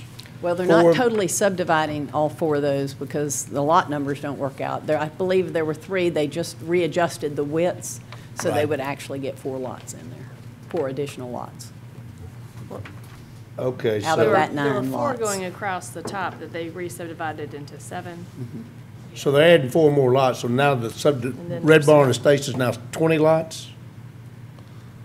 22. Yes. It was 16 originally or 16 18? originally, they're adding 4. Be 20 now. Yes. I think what Art's getting at, which is what gives me Right. heartburn, I don't necessarily have a problem with the subdivision per se maybe, but I think I know exactly where he's going, is we're going from 16 to 20, and then next month are they gonna come for a replat of 1 through 3? I and had be those, up to yes. 24, and then a replat of, 9 through 13. That's exactly And then we're it. to 28, Yep. then we're to Yep. 32, and then, hey, why don't we go back to number 1 and divide that into 2 3-acre ones, and, all of a sudden, these 10-acre lots, we have a 50-lot subdivision going under minors, and that's what gives me a little bit of That's the issue, because in the county, once upon a time, Wayne, if we had someone that came that wanted a minor subdivision, then the question always had to do with what is the balance of the property going to be utilized for? And if they said we're going to divide it in the future, then we didn't treat it as a minor subdivision. And this gives me great angst, because I could bring a 40-acre piece of property in here and say I want to divide it into 4 10-acre lots, and now to use a minor subdivision. And then next month I come in here and I say, well, I want to take this 10 and I want to make 4 2.5-acre lots. And next month I'm going to come in and do, and you're circumventing the process. Okay. So I don't. If I could clarify, Okay. we have a major subdivision that was approved and recorded, so we've got lots of record. The lots that they want to subdivide there's no road requirements, they're not installing roads, not installing utilities, not installing anything. And if you read our regulations, it qualifies for a minor, and that's something that I don't know Nancy if I and talked agree with about. that, because we got 9 lots, not 4. Why does No, it, why do you think? we've got there's 9 only lots. 4 We've got new lots. Well, but you're plus changing the 5 nature of what was other lots that approved. we're changing. There's I nothing in our think sub-reg that says if it's I a think we major got and you're doing 9 2, it's gotta be a lots. major change. I mean, that's not, I'm sorry, that's just not part of our regulation when we read that. I mean, I understand what you're saying, but if you read our regulations, word for word, it describes a minor subdivision. There's no infrastructure, there's no drainage, and these 4 lots, there's none of that. Is there no That's why we process- landed on the Isn't minor. it 9 lots, though? Pardon me? But it's 9 lots. No, we have a lot line adjustment and then 4 new lots. Define major and minor then. The criteria is in the ordinance, but basically, Under How many lots? Under lots of, under How many number of lots lots, are- it says what's the for number? Minor 9 is 4. lots total. 4 or Minor's less. 4?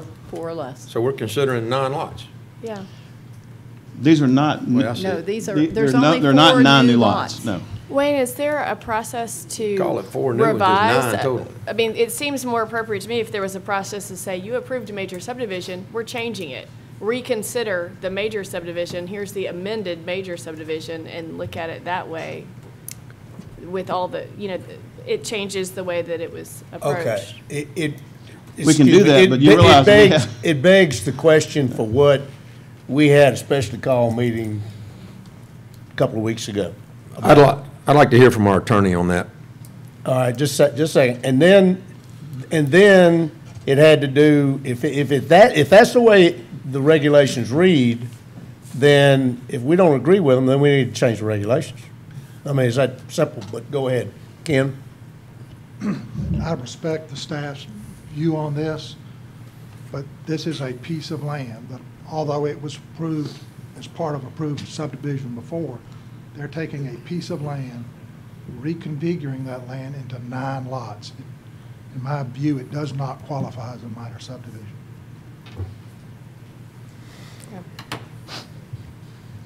Make sure we make sure to understand there is we've got a lot line adjustment, which is allowed no matter what. And then there are 4 new lots. So, I mean, we could have a major subdivision that was approved 20 years ago that has a 5-acre lot, and you're saying that if they want to split that lot, that's got to be a major subdivision because it was part of a major subdivision 20 years ago? No, if they had a subdivision 20 years ago that has 5 lots, and they're making it into 9, you would. The regulation doesn't have reference to how many additional lots there are.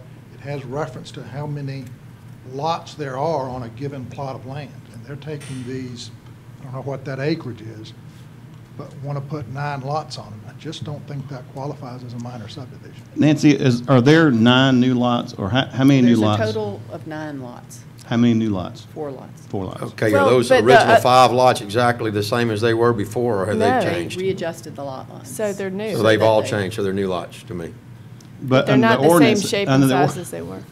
A new lot is a lot line adjustment that's just moving a lot line. We've not created any new lots with a lot line adjustment. But you So have. we're not creating a new lot. We're just saying we're going to move this line 5 feet or 10 feet, whatever it is. When you had a new lot, you are creating a new lot that was not originally there. In There are this only case, 4 new lots there's only 4 created. new lots there. Make sure we understand that. If there aren't any infrastructure improvements, how would you look at it any differently than you are as a minor subdivision? Well, in a minor subdivision, that's part of the criteria. There's no infrastructure requirement. Well, I know, and that's what I'm saying. If there was a road to be placed here because of these 4 lots, because you're installing infrastructure, that is automatically characterizes that as a major development. But a minor is 4 or fewer, without any infrastructure requirements. But And what so if the way we look it's at a this is we have family? a lot of record. When these were platted, they're platted, that then becomes a lot of record. Those lots are now legal lots. So all they did is took those legal lots, adjusted the lot line on a few of those, didn't create new lots, but did divide some of those lots that were part of the major subdivision that was recorded, lots of record, and made additional lots that did not go above and beyond the minor requirements because they're 4 or fewer, and there's no infrastructure, no utilities, no nothing. Why is 4 a magic number for per a our minor definition. subdivision? That's a draft of I'm sorry? the regulations. Per the regulation. I know that, but somebody had to put it in there for a reason. Is there a magic number that somebody decided that was? The only thing I can think of that was If there's no roadway to build, if there's no water, no sewer, no anything else to install, I mean, how would you view it? With a preliminary, what would the preliminary plat do? Water retention, density. No, I mean, I think they would be exempt from all that, wouldn't they? I mean, the smallest lot's 2-point-something acres, if I see this right. Yeah, so what were the lot sizes on the 4 new lots, Nancy? Just a moment, I will tell you. And I think when It's it a gets large lot down to a subdivision. point where somebody continues to do minor subdivision after minor subdivision, eventually you're gonna run out of road frontage, and eventually you're gonna have to build something behind it. Well, they are. And that's when you I mean, start- actually, that. What are the lot I didn't mean to sizes? interrupt you. I'm sorry, 2.6 finish. acres No, is it's the I just had a smallest. different comment. All the And subdivision 5.97 the largest. parsing aside, when we looked at it, the only 2 things that bother me about it are the flag lot, because it doesn't even look like, it looks like a bounded lot. I don't see the flag part on this plat. And then the way that, There's your flag. Here's your access. Oh, but It's the it doesn't further look like it's south. actually part of the lot. That's right. This lot If this right is here. the lot line. I'm assuming the piece, the property down to the, on the southern portion of that subdivision is right above lot 3, is access just an to the easement. flag lot? Yeah. Well, it I believe was, so. Let me make, the smallest lot out here that we're talking about, these 4 lots, is 2.6 acres. The largest lot is 5.7 acres. We're not talking about 50-foot lots. Yeah. So I think because of that, even if you did a major subdivision, I think it's going to be exempt from the drainage requirements and anything else. I mean, there's really no, as alluding to what Richard is saying, I'm not sure what would be different if we did do it as a major. okay. As far okay, as likewise that's what I'm looking property at. around this, what are the lot sizes? Okay. I don't know. Across the It's- road, it's- everywhere. It's unzoned property might in the be county, and so that's really, I mean, as far as our consideration, that's not something we consider because it's unzoned. And Okay. kind of let me be the devil's advocate, you know, just the problem that this staff encountered is we wanted to make sure we lived up to the requirements of the original major subdivision. So we kept all applicable rules that were applied by a planning commission to these new net lots, meaning there's 4 more lots than there were when they originally made the application. So we kept all that same, and then we added a little bit more, such as the sidewalk requirement, which was not part of the original approval. So at least we've captured these 9 lots under this because they're all under consideration. But let's say we treated it as a major subdivision. What would be different? It would mean tonight you could approve a preliminary, and then on the next agenda item, you could approve the final. That's the only thing would be different if we treat it as because there is nothing for us to inspect. There is no improvements to be made because everything is there to support those lots. So really the only difference between treating this as a major versus a minor or minor versus a major is that you would have 2 agenda items as opposed to 1. Because a minor is a preliminary and final all at the same time, which this applies for. Because there is no sewer to be installed and expected, no water, no roads to be built. And again, because the original approval included the stormwater management at the time of construction, we kept that requirement the same to be consistent. I don't like it, but the die was cast back in 2016. So really, in this sense, the only thing that would change if we had said it was a major is that there'd be 2 agenda items for the preliminary approval and then the final approval. In this case, we look at it as a minor, and it's a preliminary and final at the same time. The water line went in the original 16 lots. So- Yeah. And I checked with Richard to make sure that he verified that it would Yeah. accommodate what is needed.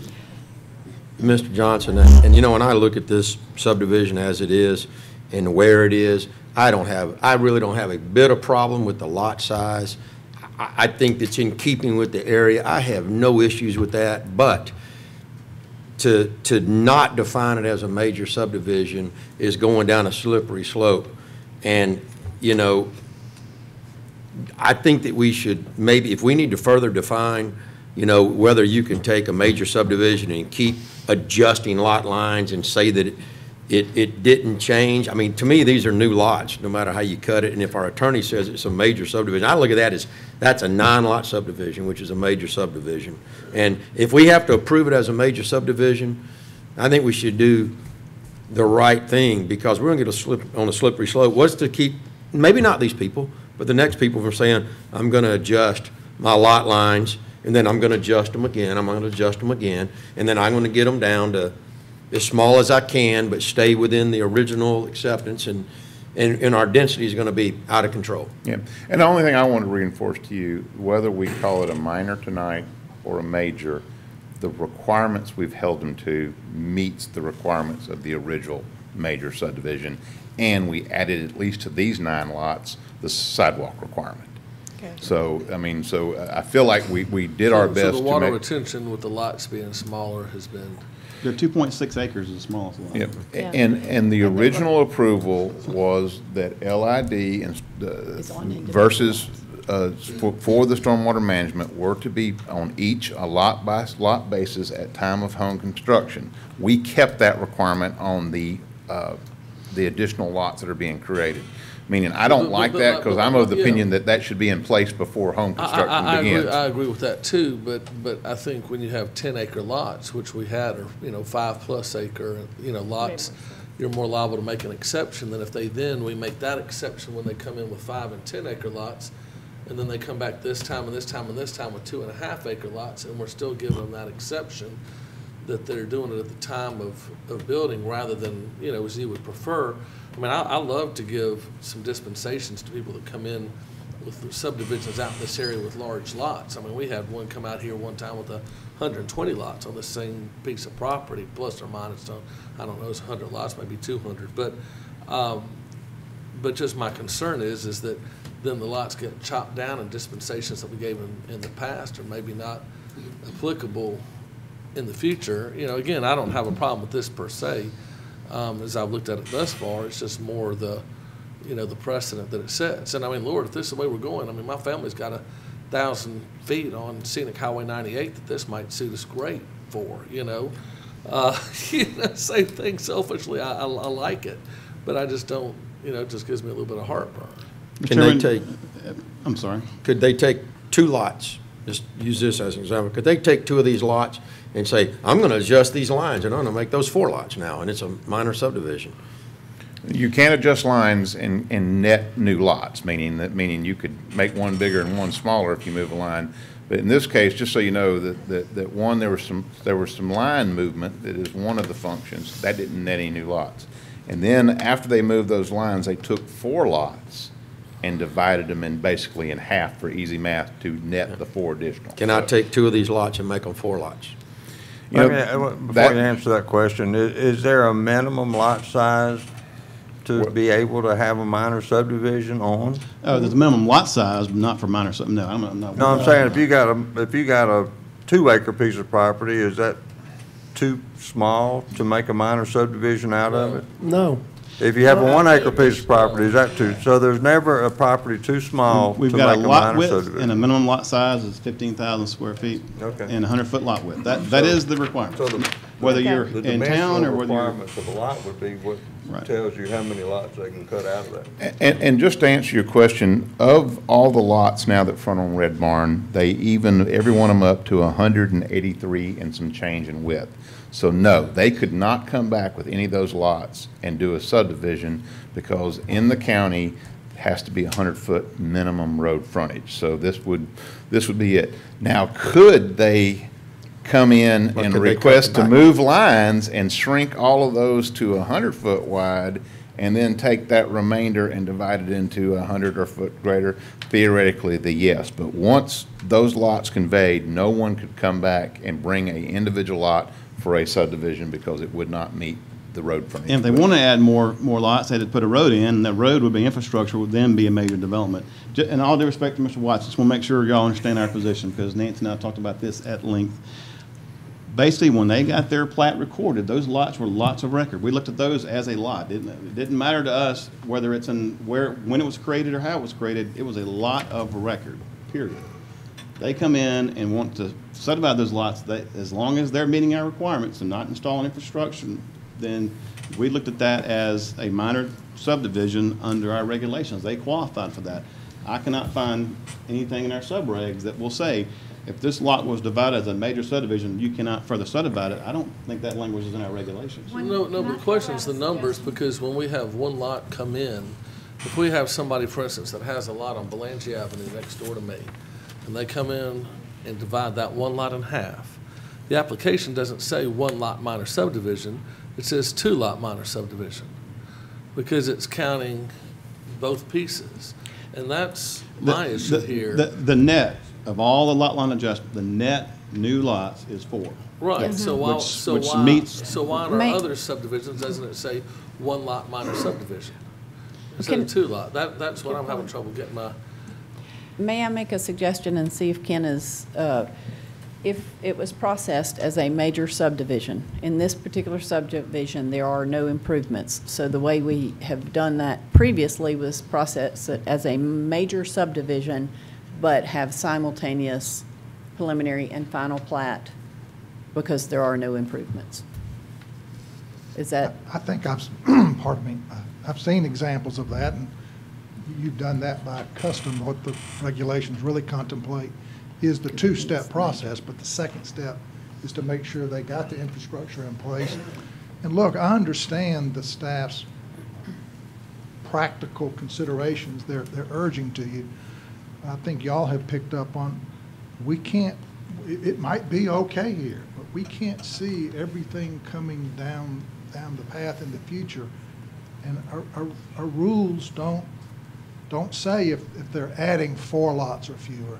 It says if they're putting on a piece of land more than 4 lots, it's a major subdivision. Okay. So I appreciate and respect the But it's four. the staff's. It's 4. I have a different issue. Can I bring up? Can I just add one thing, Emily, regarding that solution? I checked with her about the processing for the fees. She said the fees will be more. So Okay. there will be a fee charge for that. So in addition to all that, because we're all saying, well, there's no problem with the actual division, it's just that the process, I had some questions with the actual division that I wanted to address.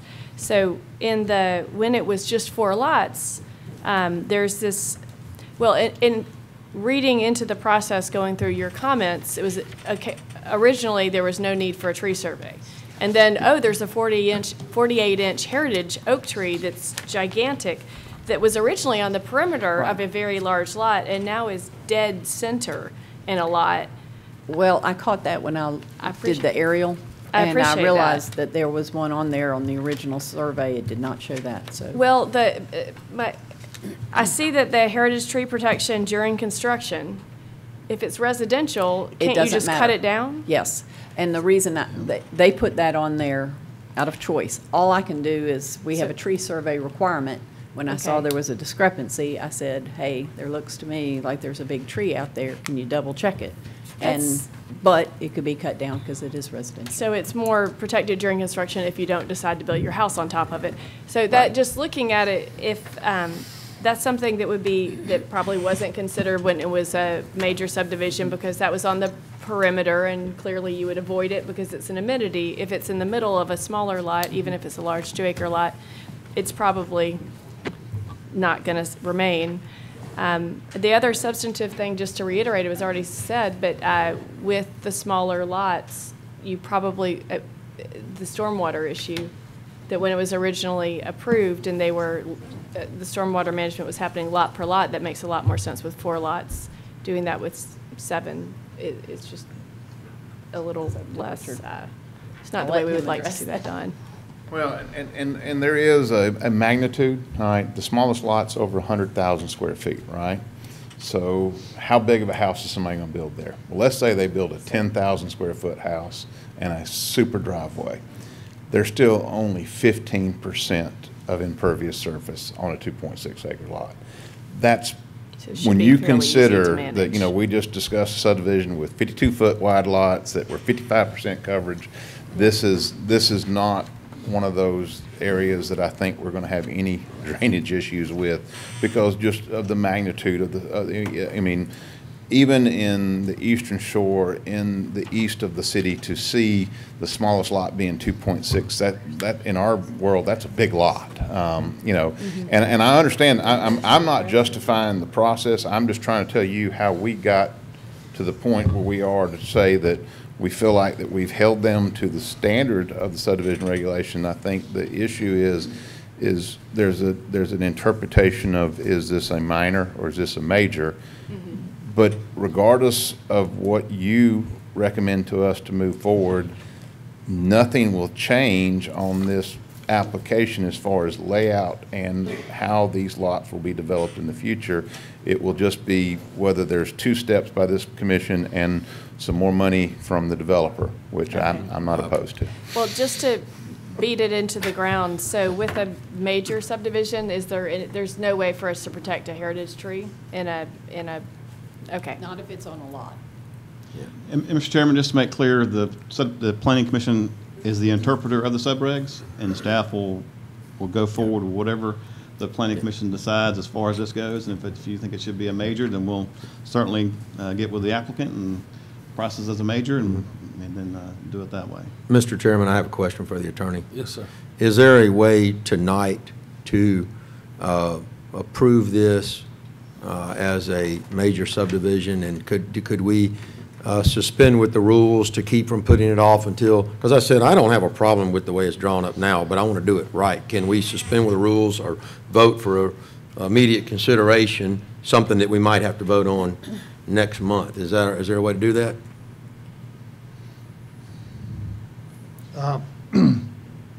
Well, it was noticed and published as a minor, but it is in fact 9 lots. So if the public got notice that you were going to consider this division of property. A label of minor got put on it where it was really a major. So I think if you're satisfied that all the requirements of the subdivision regulations are otherwise met. For a major subdivision. And you decide just to put a label on it as a major and approve it as such, I think that's within your discretion. Can I just say, is the applicant here that he would be willing? I think there would have to be, he would at least be able to talk whether he was comfortable. Well, why don't we go ahead and bring the applicant up and Okay. have the public hearing, and then discuss the possibilities. Somebody here for the development? Yes. Yeah. Yes. My name is Seth Moore, Just with one Moore second. Surveying. Just 1 second, Sam. If we open a public hearing, then certain requirements have to be, certain steps have to be taken. It could be withdrawn now before a public hearing is passed, give everybody time to think about it. If we open the public hearing, it's tendered as either a major proceeding, preliminary and final at the same time, or preliminary, then the commission has certain actions it can take, and only those actions it can take. So maybe some consideration should be given before the public hearing is open by the developer to simply withdraw it and perhaps resubmit next month. And he could withdraw. I'm just throwing that out as an After the public idea. hearing, he could withdraw on his own, couldn't he? As long as we don't Not call a once, vote. not once we open a public hearing. If we open a public hearing, it could be The tabled. vote could be tabled, It could be right. tabled, but only for 30 days. The next meeting won't occur within 30 I days. mean, he can request for it to be tabled. He could agree to a tabling for more than 30 days, yes. Okay. So if we opened a public hearing and he wants to avoid the denial, if a denial looks likely, then he would need to agree to a tabling for more than 30 days, yes. Well, we can listen to the applicant right now, but without opening the public hearing, can't we? Sure. Yeah. Okay. All right, sir. To qualify, we could have come in and done a realigning of lot lines without even talking to you all. And could have had those last 4 lots that are on Red Barn Road as a lot. And then we could have come to you all with a minor subdivision of those last 4 lots on Red Barn Road only as a minor subdivision. And that's pretty much the way we interpreted. We're trying to do maybe 1 step instead of 2. You know, I can come tomorrow to staff with a realigning of lot lines or replatting 5 lots, just moving them all down, which I would still have the 2 on the bottom and the 2 on the top, and then 1 left over. Or, I'm sorry, 3 on the top, 2 on the bottom. That would be 5 lots plus, and then still come back to you all as an applicant as a 4-lot minor subdivision.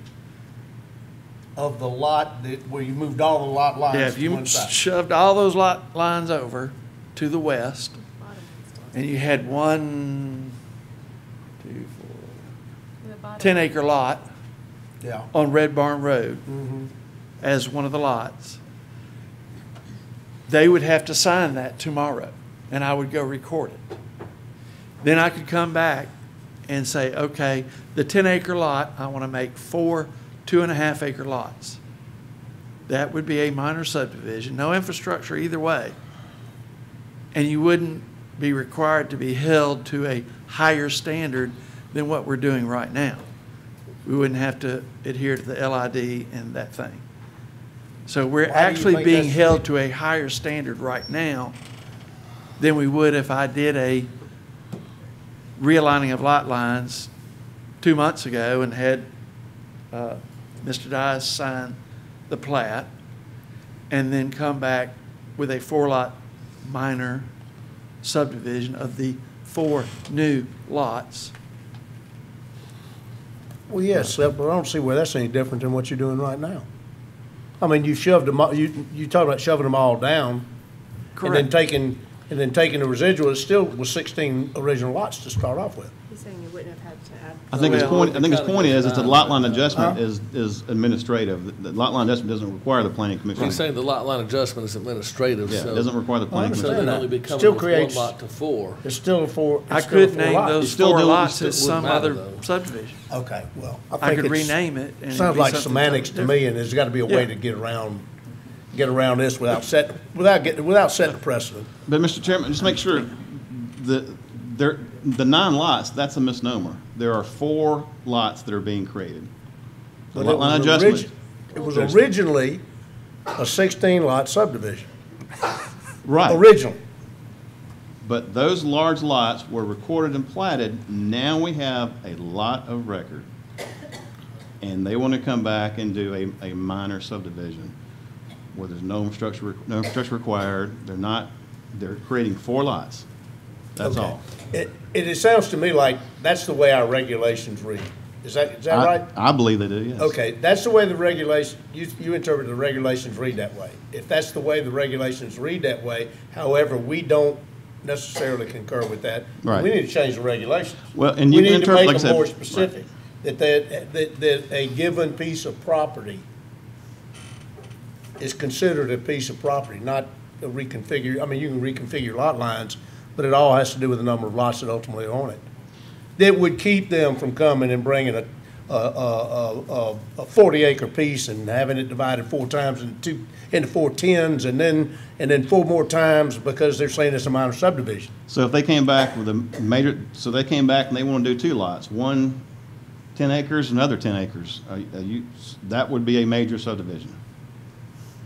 Assuming wait. that's the route we're going to take. I'm sorry, what 10 acres? Just, so they want four units, they want 4 lots. Assuming they said, no, we just want 2 lots. 2 lots on this property instead of the 4, would that still be a major subdivision? And do you believe it should be a major subdivision? On this subdivision? That's my point is that we've got large lots that have been recorded. These lots exist, they're lots of record. They're coming back with a minor subdivision of those lots. And as I read our subdivision regulations, I don't see anything that says, no, you can't, they have to be a major. I just don't see that. My only issue is I wish Seth had done exactly what he said. And I wish he had come to you and got the lot lines moved and then applied it that way, and then I would have no problem at all. Right, and that's, And to me, the lot to line me- doesn't take the planning commission to move lot lines. That's done administrative, and you're right, Mr. I do have a Chairman. question for Seth, if that's okay. Yes. On I just had some questions about the way that the lots were divided in that sort of bound parcel at the bottom. What was the reasoning behind Lot 25? It seems there is so much land that I'm unclear why we've got this big oak tree in the middle of a lot, and then we've got this island lot. If you had so much room to move, was there an intended use for that? Isn't it 25? That is That's flag the, lot. buried in there? yeah, the flag lot, as we call it. The reason for the tree, and actually the person that would like to build on the lot that has the tree, they don't want to cut it down. Okay. Because they're good going to hear. build close to Red Barn Road, and they've got plenty of room behind it to not have to disturb that tree. Okay. I mean, again, it's the only tree out there. Why in the world would you cut it down? It's the Yeah. only shade tree you've got out there. I mean, whether it was 10 inches or 25 inches, or in this Or case. 48. 48 inches. Yes. Yeah. I mean, it's a tree that you would want to keep. It adds value to your lot. Yeah. If you cut it down, Well, that's reassuring Yeah. to hear. Yeah, I just, without knowing that, right. the configuration raised questions, but why the bottom piece that was subdivided into those. Well, the lots along Red Barn Road, Mr. Hollingshead does not own anymore. Okay, that's for y'all's consideration as well. But they've had problems with trying to sell the larger lots, and that's why they made them a little bit smaller lots, the 5 acres and smaller. They sold the 3-acre lots really quick. And the other lots, yes, they've sold them. They sold one of the larger, the 16-acre lot, I believe it was. They have sold it to one individual. Of course, if he decides to call it Boone Road subdivision and come back to you all with a major subdivision, putting in streets and stuff, well, he'd have to do that. Rebecca, that lot that you're speaking of, where the flag lot is, that bump out is actually wetlands. They kept the wetlands totally out of that lot. That's why there's a bump out, because that is where the wetlands are located. Right. Yeah, okay. Well, the lot to the south of it, we had to make that bump out so that the driveway that goes to that back lot is out of the buffer zone. Okay. We have the wetlands, then the 30-foot, and then we left another 20-foot so that they could be able to put in a driveway and infrastructure for that lot number 3. Okay. Is lot 25 sold as well? No. Well, none of them are sold. You can't sell lots until you have them platted. That's law. But he doesn't own the ones you just told us? Well, the ones, lot, I believe it's 9 to the east of the original subdivision, he no longer owns on Red Barn Road. The only ones he owns. So they're talking about the lots fronting Red Barn Road. He no longer owns these lots anymore. Oh, okay. He only owns these up here. And I think I picked it up. But, they're trying to reconfigure these with more like the 3-acre lots. That's what they came up with, 2.6 acre lots.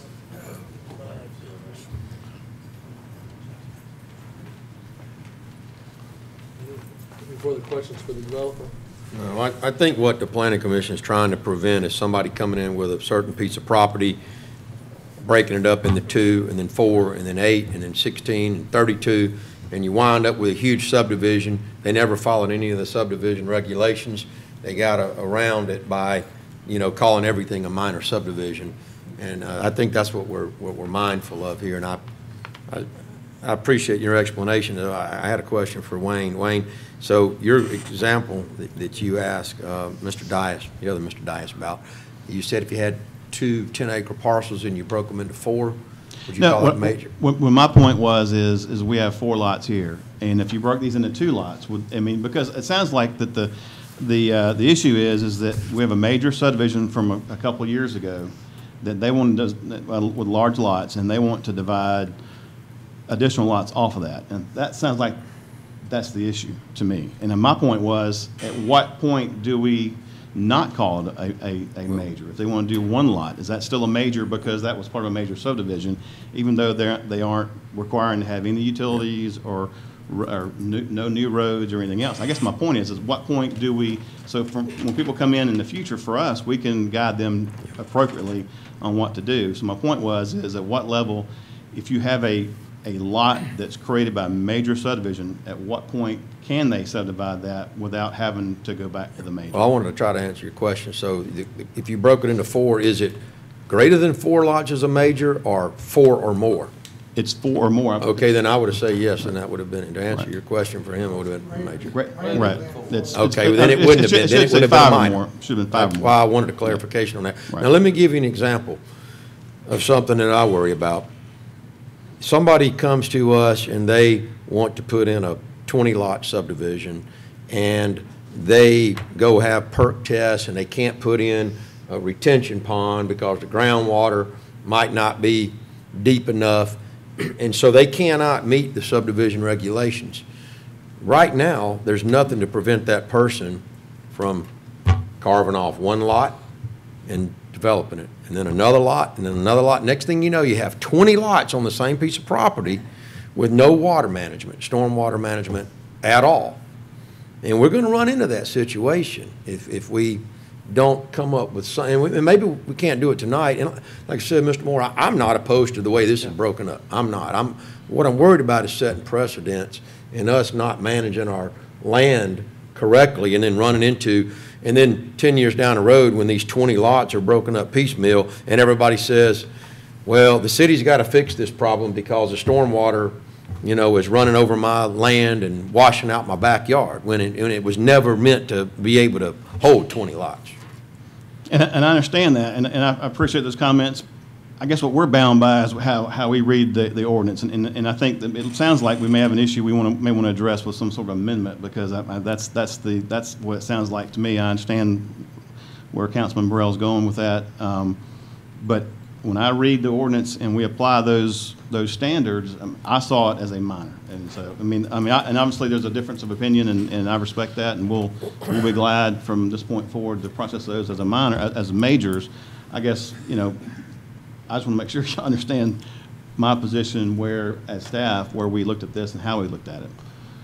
Seems to me perhaps one solution would be to change the regulations, but at this point, if we've got an application in front of us to judge it by the way our regulations read at the moment. If we don't like the way they read, then we need to change them. But our attorney thinks that it's a major. Right, and if it's denied, then he cannot reapply for 6 months, which that's a concern about. And then the other option is, though, is just to ask the applicant if there's a way to, if we changed the definition of it tonight before we opened up the public hearing, and then had the public hearing as a major subdivision, we could approve it as a major subdivision tonight. Is that theoretically correct? Yes, sir. Okay, well, that's a good option. And it wouldn't change anything from the way I understand it. That's what I'd feel more comfortable. It would or it wouldn't? It would not. So Okay. Outside of the fee, we'd be losing some fees. If I'm we sorry, change what? the We'd be losing some definition- fees. Gaining some fees. We'd be losing some fees. Well, I like that. That's, So if we change the definition, it doesn't have to go through council before Well, we no. change? Well, And I think- we wouldn't be changing the definition, we'd be calling the label that has been Right. placed on this application. It's been labeled a minor subdivision, but it was published and it went out to the public as a division of this piece of land into 9 other pieces of land. So that's a major. So all we're doing is changing the label that's been put on. We're not making a material change, in other words. We're not really changing the way the land is defined. We're just changing the We're not changing word. anything but other than the label that was put on this application. That's right. So, what is it, Seth? Well, I talked to the developer, and he said if it's a major subdivision, we'll call it a major subdivision. Okay. all right, in that case, if everybody in the audience understands, we're going to look at this as a major subdivision, but since I there are have no one other- improvements, we can vote for the preliminary and the final plat both tonight. I just wanted to add one other thing, that the developer did talk to the neighboring people, sent out an email to everybody, letting them know what was going on. And I think he had one applicant, or one person that was over a quarter of a mile away that did have some concern about drainage, which was the same person that came up in the original about drainage. And they were, I know most of them were happy that we weren't putting in a detention area, because they didn't want one point source that would flood them out on the other end. They would rather have the sheet flow, which that's what, we're doing with this subdivision. So I just wanted to put that out there as well. Okay. In that case, I'll go ahead and open the public hearing at this time, and we have Joy and Bruce Larson are both listed on our list to speak. And would you just clarify for the record that you are opening this up as a hearing on a major subdivision? As a major subdivision hearing, that we will look at both preliminary and final plat tonight. Hey, Councilman. My name is Bruce Larson. I have 3.5 to 4 acres on the east side of this, in the middle of the development. Now, this map here is only half of the development. They've cut it off. This area is fairly flat, but it does drain down toward my 4 acres, and I happen to be in the low spot. And I'm the guy, Mr. Burrell, that water goes through. I'm sandwiched between Fish River and this development. And I'm in a low spot where the water rushes down. My main concern about this is that, like you were saying, they're only talking about half of this development. What if they come back later and want to carve up the rest of that that's on a very steep hill? If you go into the coffee loft and you look down that hill, that's the hill that is on this. It looks flat here, but it is very steep, and the water that's coming down that hill will knock you off your feet in a hurricane. And it is eaten into my property really badly. I'm not saying that's any fault of the developer. But this is an old community. It's not a subdivision. We all came out and supported this at the beginning of this because the acreage was large, because he said horses could be there. That's what we wanted when we drive in. We would like to have the acreage big enough for horses, for somebody maybe to have their own garden out there, chickens, whatever. We wanted something different from the subdivision. Horses you can't have a horse, they're social creatures. You need 2 horses on a plot of land, and for that you need 5 acres. These were just things that were told to me that made our community come out and support this. I am concerned about the water runoff. I'm concerned about too many driveways. I'm really just concerned about the slippery slope of where this is going. Because I was told one thing, and now a year later or less, it's changing. And I'm just afraid it's going to change again and again. And I was told that they could not subdivide this. And now it sounds like, maybe it can be subdivided. I'm not a lawyer. I'm just a guy that lives right there, and I'm against this. Mr. Hogshead, he's a nice man, but I just don't know. I just felt I had to come and speak today, as I do have concerns, as I'm losing land, and the river's coming up faster these days, and that hill is, you'd have to just drive out there and see it. But it's one of the steeper hills. It's there because of the water runoff. It's a steep hill because over the eons, water's been rushing down to the river and going downriver. And it's getting worse and worse. The erosion and the flooding are both getting worse. And I don't know what to do except come here and speak about it. So. Thank you, Bruce. Okay. One thing that I think Holly will attest that I always say when somebody comes in with a subdivision is there's nothing ever to keep them from re-subdividing other than some type of a deed restriction. If they don't, which they can only imply that, we can't require, they can only put those on themselves. So if we don't have, if they don't put a deed restriction, it's just like Seth said, one of the people that purchased one of the other lots could come in next month. I was told that couldn't or wouldn't happen. Yeah. And I'll say that hill is, there are, I'm a little concerned. I don't know who bought the 3-acre lots that are already there, but they bought lots thinking that they were going to be near larger lots where horses and gardens or that sort of thing. You're subdividing, you're lying to those people. I think I don't know, but some of those people could be from out of town, and they couldn't be here tonight. So what they thought they bought, they're not getting. And that bothers me. And the whole place is covered with gopher tortoises, too. I don't know if that's relevant, but I've walked that property, and I used to run back there before he bought it. And there's gopher tortoises all over. And I know they're not quite protected, but they should be, because they are in the states around us. So that's another thing. So, okay. Thank you so much. Yeah. Thanks. Mr. Chairman, may I comment on that as well? Yes, sir.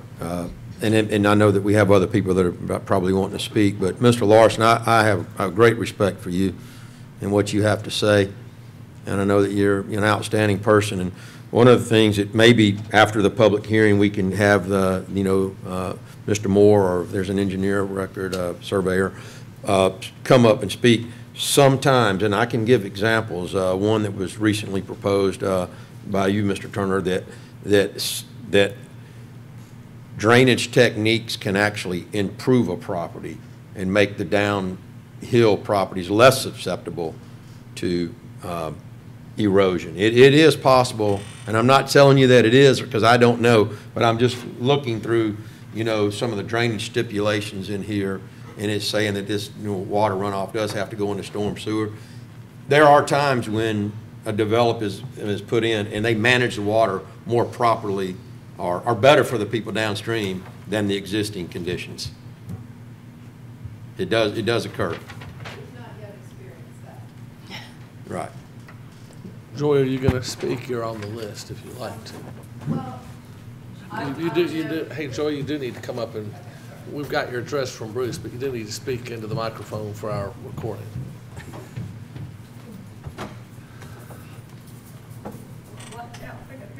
You can go that to the one around that way. I'm Joy Rose Larson. I wasn't really planning on saying anything, but I would like to make it clear that my home has flooded in Hurricane Danny, and we had over 6 feet of water in our house. We're up on pilings now, but that water comes higher and higher. I mean, when it comes up, I have to kayak to the road. We have to move our cars. It's, I'm getting a little old for that. And that's with the land being undeveloped right now, correct? Yes.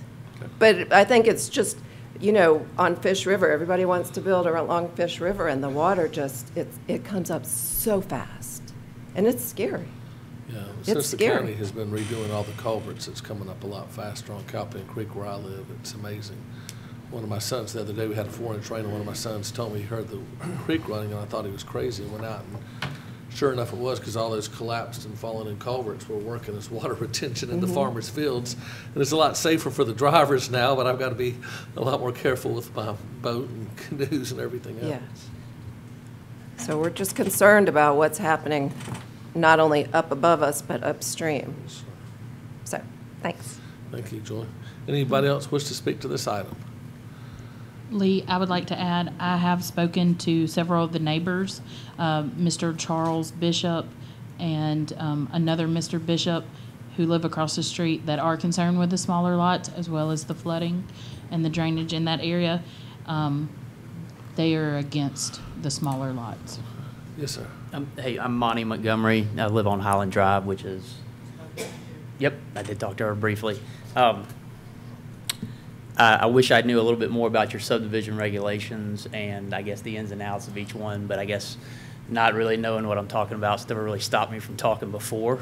So I figured I'd get up here and just kind of give you my 2 cents. But here are the things that I heard tonight.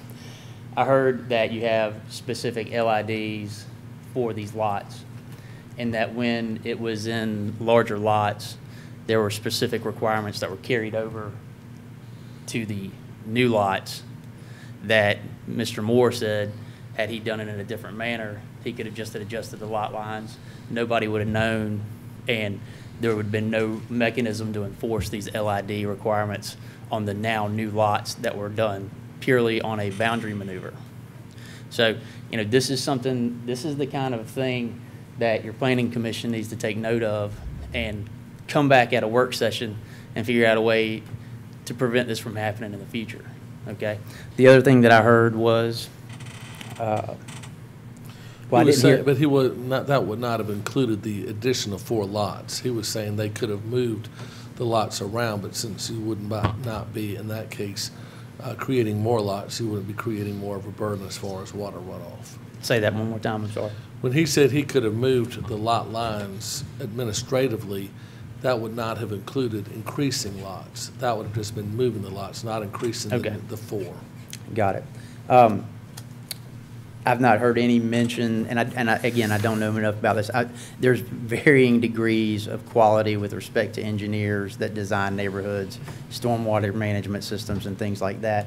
I have not heard anything to address the issues of, there's going to be an increase, there's going to be a double the impermeable surfaces as a result of the subdivision. okay?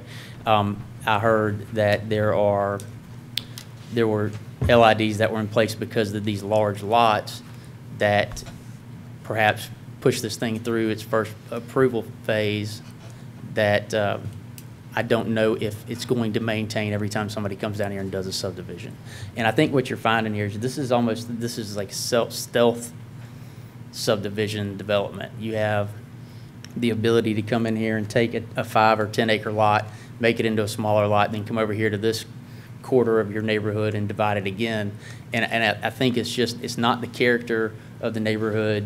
It's not that bad. Look, with the 2.5 acre lot, that's fine.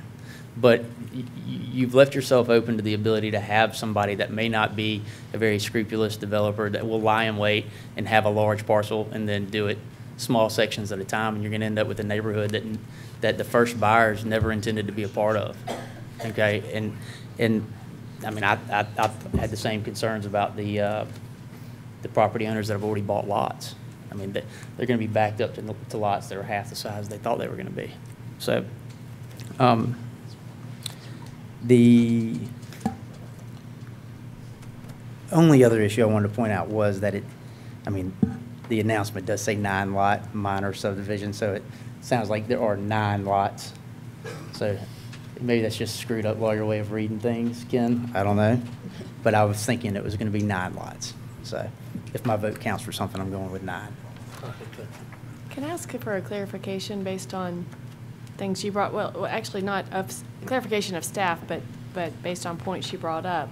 With the LID and stormwater techniques, you know, I was reading this as the Larsons were speaking, the notes on the plans, kind of like the tree protection notes on the plans. I'm curious about the enforcement mechanism and if this note has teeth. You know, the adequate drainage for each lot shall be provided at the time of home construction. No developed lot shall discharge stormwater into a neighboring lot without drainage easement, blah, blah, blah. And the LIDs per lot, there's not a requirement for those to be engineered. What is the enforcement mechanism now that we've broken that up lot by lot? I'm curious how that works. Because this is outside the corporate limits, this is not in the city. But I believe, Nancy, you did say it was in our permit jurisdiction, and so we issued the building permits.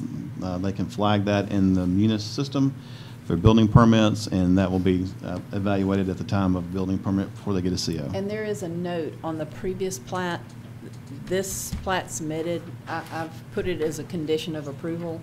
It says, the owner of each lot shall provide to the City of Fairhope Planning Department a signed and sealed certification from an Alabama registered professional civil engineer. And the old note says, and wetland specialist, stating that the drainage and LID have met the City of Fairhope requirements for drainage and LID requirements. Okay. But we talked about it just a few minutes before the meeting. The wetland specialist really isn't needed. He does need to revise the note to match this, but the wetland specialist is not needed because this plat is outside of those wetlands. So that clears that up. And just so you know, the internal procedure, what will happen is when somebody applies for a building permit for a particular lot, they will have to submit a signed and sealed drainage plan that meets our standards, and they're going to basically have to calculate what is the differential runoff, how they're capturing it, and how they're managing it using our LID technology. So, and I will tell you, that's what I was looking for. With Eric, what he does, as soon as these lots are registered and are given a parcel identification number, he puts that in Munis. So and flags it. So as soon as the application comes in for that parcel, it shows that that is a requirement of the building permit. And he'll bring that to me and I'll review it. So are there specific LID techniques that are going to be employed with this new 9-lot subdivision? And that's kind of that was why I made the remarks that sometimes the drainage may actually be improved. I can't guarantee you that, young man, but sometimes through these techniques, you may actually have improved drainage and not worse. You're right. It's going to be doubling the impervious surface, theoretically. And look, I've done enough of this type of work to know that you don't want a single point of discharge, especially if it's not pointed downhill right at my house that's going to go into Fish River. I mean, I can get that part. Yeah. But the reality is, I've yet to see, I mean, I've been involved in litigation with municipalities before that have given the green light to neighborhoods, and then when it comes down to time to step in and actually condemn property, so that it can be fixed and do it the right way. They don't want to do it. They just say, go find the engineer. And there's engineers all over the state of Alabama running around naked with no insurance, and they got nothing to go collect in a judgment. You can't get them to do the work the right way, and you're left without any relief. So, I mean, if there's a body that is here to protect the property owners in the adjoining area, it's y'all. So, Thank you. yep. Does anybody else wish to speak to this item? Seth, I'll get you back up in just a minute after the public hearing is closed. Anybody else wish to speak to this item? In that case, I'll go ahead and close the public hearing at this time. Seth, do you have anything else before I turn this over to commissioners? Yes, sir. Well, to answer one of your questions about. Hey, Seth, please speak Excuse to me, the I'm sorry. To chair. answer one of the questions about engineers running out there without insurance, as a subdivision requirement that the city of Fairhope has, you all require engineers to have $1 million E&O insurance policy. So if they say go to the engineer, then, you know, he's on the liability end of that. Now, the other thing about additional runoff is there's only actually been one house in construction right now. So I don't think you're going to see any more runoff that's what there before. And actually, when there was a farm field there, you probably had more runoff than when you're going to have with grass fields, because they can change their crop angle and, you know, have more runoff and than you would have now with houses. But I don't know if there's any other questions. Mr. Moore, can you state the LID techniques that'll be employed, or any other drainage techniques would be employed, would at least render this no worse than it is now? Is there any possibility of you saying it would be improved? I would say it would be improved. I mean, you're going to use, according to the regulations and according to the restrictive covenants that are recorded right now, and they are going to amend that, which y'all have a copy of.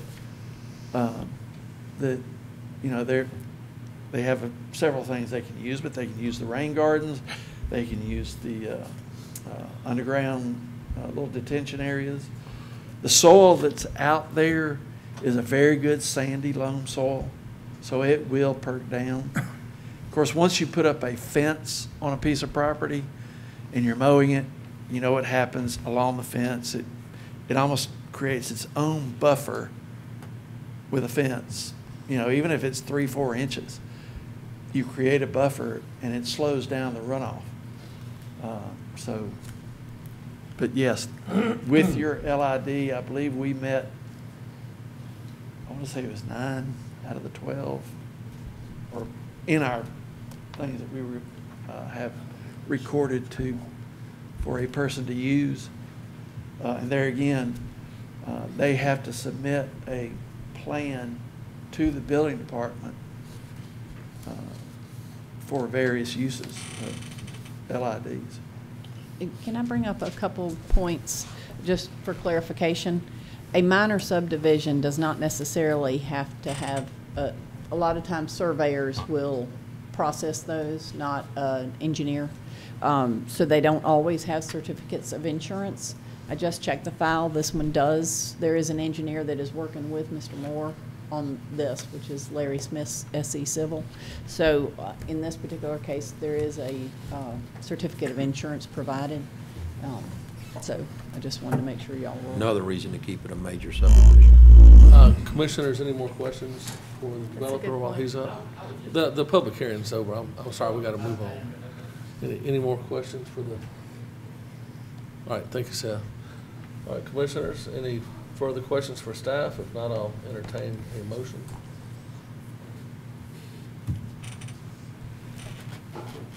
I'll make a motion for approval, Go ahead. contingent upon staff recommendations. You want to make a motion to approve the preliminary and the final plat? If we need to do it, if we can do it in one motion, or if We'll I do need it to in make a one motion. preliminary first, we'll do preliminary first. Okay, you can do it in one motion. Okay.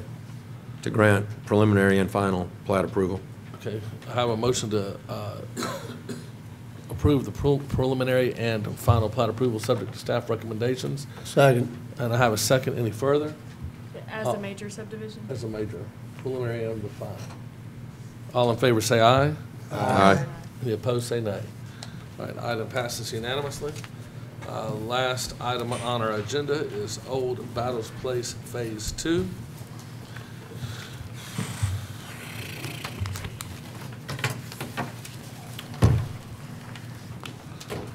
And thank you, Mr. Chairman. We have before you Old Battles Place Phase 2. Chairman, Commissioners, this is a new application, therefore a new case number, SD 18.27. The previous version, the previous hearing of Old Battles Place Phase 2 was case number SD 18.21. So I wanted to illuminate that we have a new case number, a new submission for this project. I'll begin with illuminating for the Commission the history on the site. So we'll begin with the annexation and zoning of the property, ZC 0619 zoning request. The request, of course, was to zone it to R5 high-density dwelling residential district with concurrent annexation to, at the time, the development was named Battles Point. The circa 2006 survey reflected 40.7077 acres. That was in unzoned Baldwin County. At the time a traffic study was conducted, no improvements were recommended to County Road 3 or County Road 34, which are South Section Street and Old Battles Road. The proposed development at the time was capped at 5 units per acre. 10 units per acre is allowable in R5. And as we said, that the original proposal was a development to be called Battles Point. Just some brief details about that. In that file from ZC 0619, there was different sets of supporting documents in there. There was actually 2 sets of plans. One development proposed 150 units, or 3.685 units per acre, which would have been apartment units. There was also a set of plans in that same file that proposed 150 apartment units and 42 townhomes. And it's a bit difficult to see, but there's actually, that proposal is in the small inset diagram you see on your slide right here. That would have been 192 units or 40.717 units per acre at the time. Unanimous approvals, unanimous approvals. 40.7 units per acre? 40.7, excuse me, I'm sorry. That should be 4.717. Okay. Thank you, Council President. Yes, sir. Unanimous approvals occurred on 2nd October in 2006, and then final approval by the City Council on the 13th of November in 2006. Again, some additional history here. Case number SD 16.16. This was the first hearing of the multiple occupancy project. So the prior phase, Phase 1, the case we're hearing to do, Phase 2, is an MOP. That was approved by the Planning Commission October 3rd of 2016. Phase 1 included 110 total apartment units. Traffic study was included with that application. Did not recommend improvements to South Section Street or Old Battles Road. The Baldwin County Highway Department requested an evaluation of a multi-way stop. That evaluation was performed for County Road 3 and County Road 34 for that intersection. A multi-way stop was not recommended. Streets within the development are not expected to be dedicated to the city. The required setbacks for R5 zoning are 30-foot front, 35-foot rear, and 10-foot side. The approved setbacks for that development, 30-foot front, 35-foot rear, 25 feet along the northern property line, 30 feet along the southern property line, which exceeds the requirements of R5 zoning. Chairman, Commissioners, this is an excerpt of the traffic study conducted by Sain and Associates in 2016.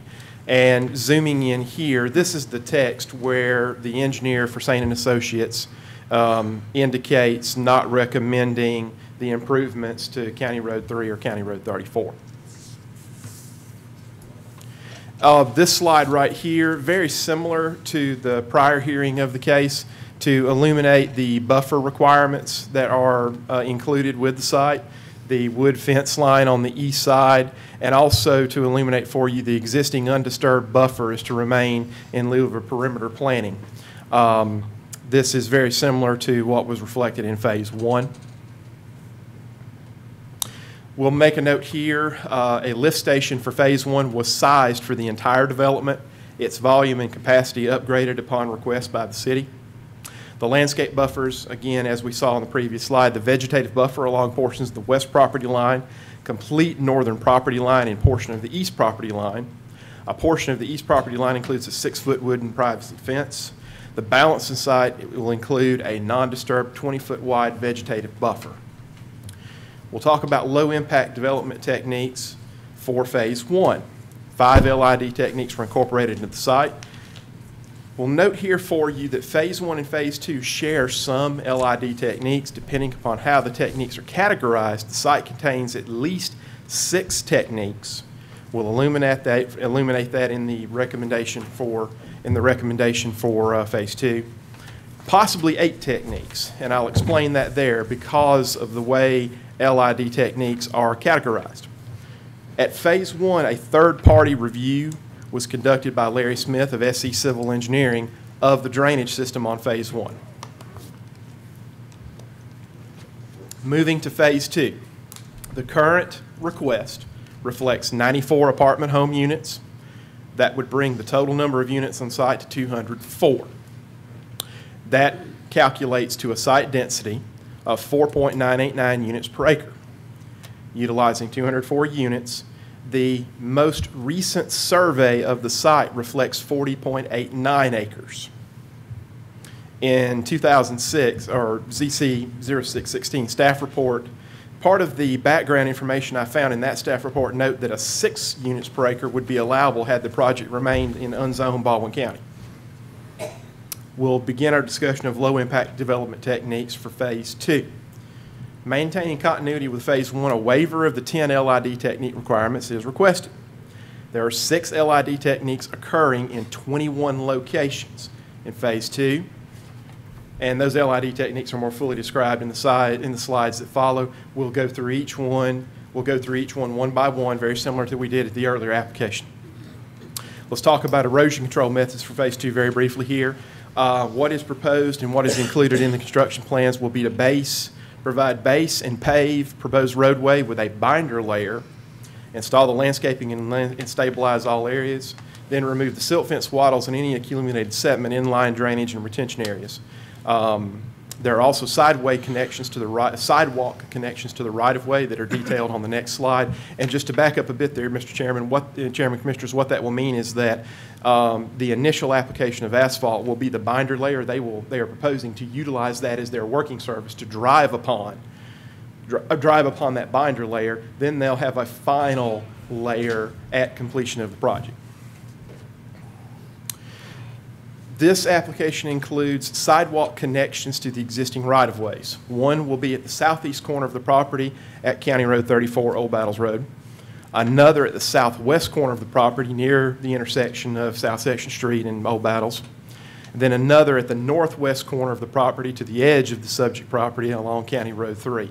And so the inset maps are a bit small, but in each of those locations, the 5-foot wide sidewalk is called out. So it connects to the right-of-way. The sidewalk runs contiguous to the right-of-way, turns and enters the site, and then allows the pedestrian to leave the right-of-way, enter the site, pass through the site, then exit back onto the right-of-way at the intersection of South Section and Old Battles, or continue traversing through the site and exit at South Section Street, which you see on the far right detailed drawing. We'll go through the LID techniques in detail. The drawing on the far right in this slide is a color-coded drawing the engineer provided us, showing all of the LID techniques in Phase 1. You'll see a similar drawing for Phase 2. And similar to the application we saw earlier tonight, the color-coded items there, we pulled the chart out of the subdivision regulations and color-coded the LID techniques to be used. As you can see here in Phase 1, they're using 3 of the pre-approved techniques right here, 2 of them with 80% TSS removal, 1 with 50% TSS removal. Proposed for Phase 2, very similarly, you'll see the same drawing color-coded.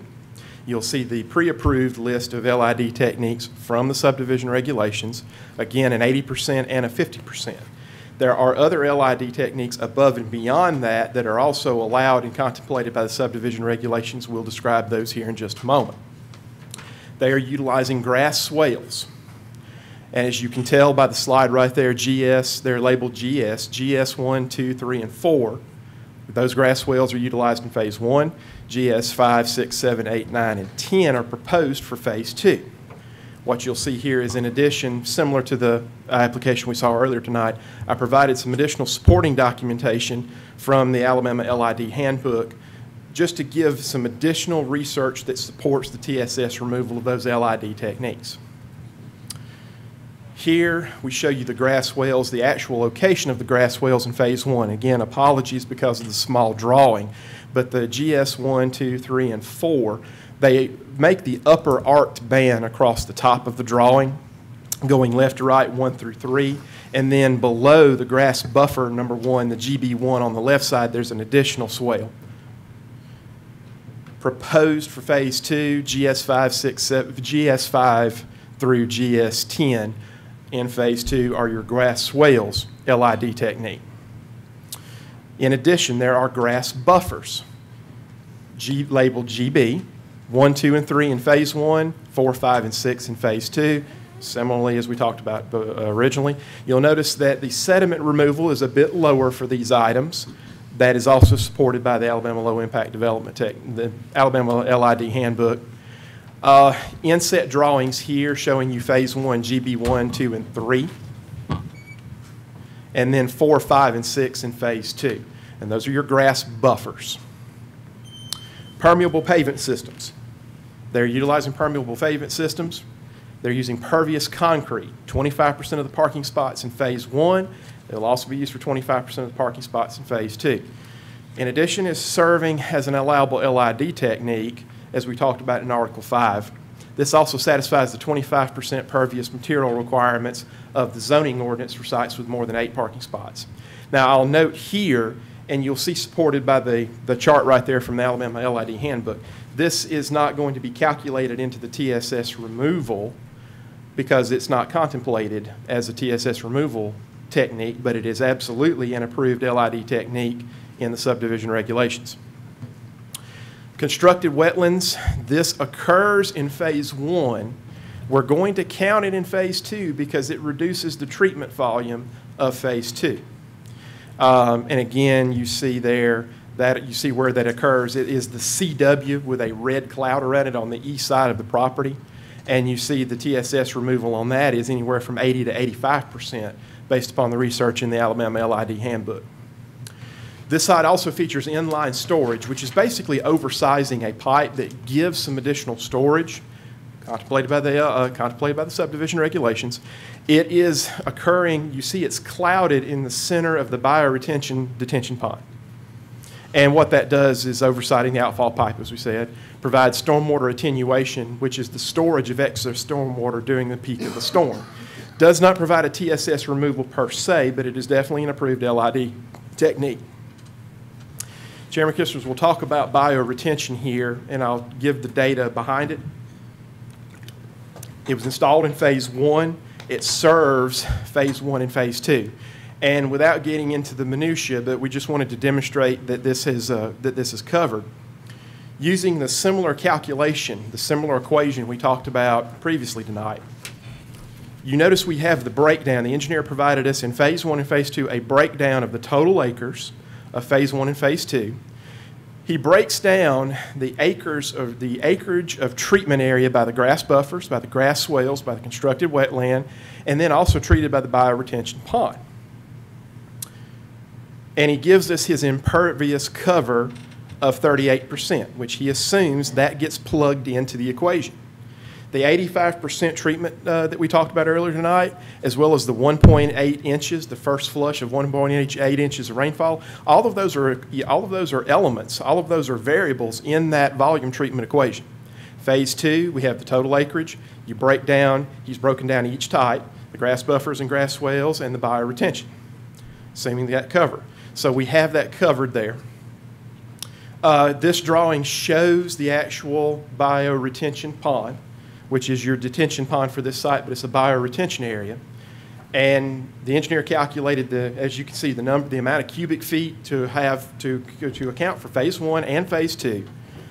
The total required was, as you can see, 42,612 cubic feet of storage. They're furnishing a pond that has 72,210 cubic feet of storage.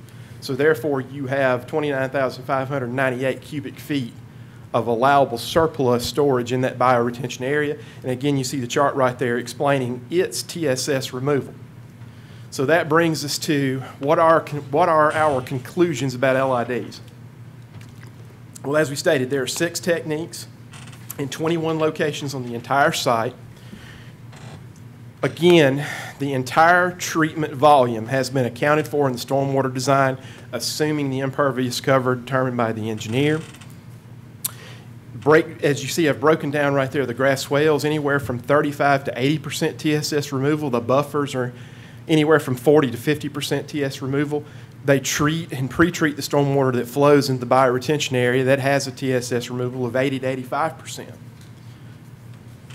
which of course satisfies the goals of the subdivision regulations. We'll discuss here LID techniques not utilized on the site. And for example, a wet basin was not used because a bioretention area is used in lieu of that. Rain gardens would be typically a small-scale drainage treatment technique, and there's already a constructed wetland being utilized. A sand filter, and then you notice which is a small volume treatment. The step pools, the site design for habitat, the restoration of habitat or wetlands are elements or features that don't exist on that site. And I made a note here, and this is strictly a staff opinion here. Greenways are an LID technique. It can be argued that the areas encompassing the grass swales and grass buffers are also greenways, which would potentially add one more LID technique. Same comment for the level spreader, is that it could be argued that that is also covered as an LID technique. Chairman, Commissioners, this is an excerpt of the letter asking for a waiver of the 4 remaining LID techniques from the engineer of record. And then as you see in the inset right there where the engineer lists the different LID techniques utilized on the site. So therefore, that brings us to a staff recommendation, and because this is a multiple occupancy project, similar to but not identical to a typical subdivision, to trigger the formal closeout procedure in lieu of a final plat approval process, it will require several conditions of approval. Similar comments to what we saw on the earlier MOP tonight about the closeout procedures utilized that we trigger via conditions of approval. So our staff recommendation for approval is subject to the following conditions, because again, there's not a final plat process with this. The pre-construction conference, and prior to land disturbance associated with Phase 2, they can continue. We're clarifying that incidental land disturbance associated with Phase 1 may continue.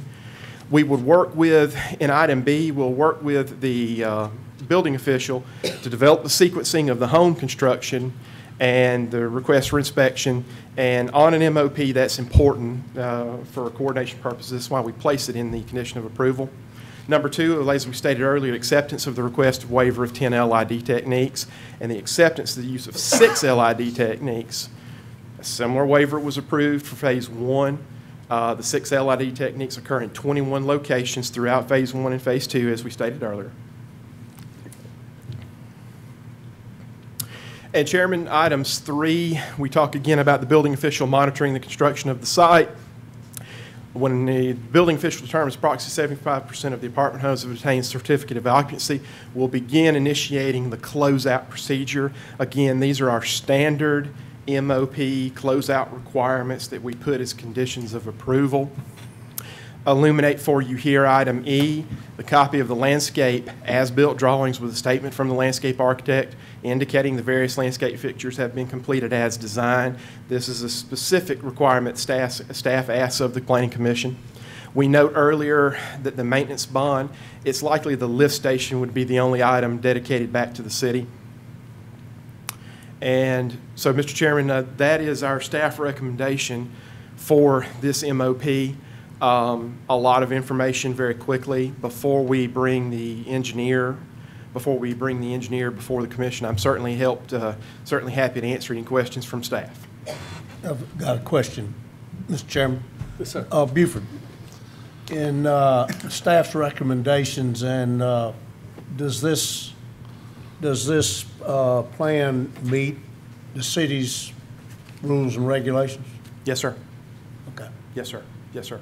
And I'll illuminate that, Mr. Chairman and Commissioners. I think I focused a lot on the LID techniques. So if you look at this slide, we've gone back here, and forgive me for expounding maybe too much, but just to restate here, the submitted system is designed to meet the 80% TSS removal goal in compliance with the subdivision regulations. And I use that as one example of answering the question is yes. Thank you, Buford. Really would like to speak on behalf of. Can one of the rest, can maybe give them an opportunity to ask questions? Oh, yeah, yeah. Normally, I was going to get the engineer to go and then public hearing and bring anybody. I'm sorry, I'm still new. I like But to no, ask no, questions you of the can staff ask while Buford they're right up now. there. Absolutely. Go ahead. Yes, sir. Buford, for these mops, are there, are the same requirements in place for these subdivisions as there are for another type of subdivision? In other words, does 10% of the land have to be set aside for green space? Yes, sir. Many of the basic requirements are reflected in the MOPs, and not all of the subdivision regulations are required, but elements of them are required. Specifically the green space. And so we've actually extracted and created a standalone checklist that we go through for MOPs. And so we went through all of those elements. We went through all of those elements for this case. I don't know if I got an answer. Okay, yes, sir. Can I help we you? are- Yes. If it is denser than R1, how our regs read for the green space, if a subdivision is denser than R1, so that'd be R2, basically, sized lots, then that's when that requirement for green space kicks in. So then that requirement for green space, what? I didn't hear you answer. I'm sorry. Okay, if it's denser than R1 Okay. sized zone lots, then which would be your R2, R3, then you have the 10% green space. You do have the 10%. Okay. I don't know about this one. I did not look at this one, but our requirement is denser than R1. Then it requires a 10% green space. Okay. And do we know that that meets this? As I look at that, I'm just having a hard time picking out the green space again.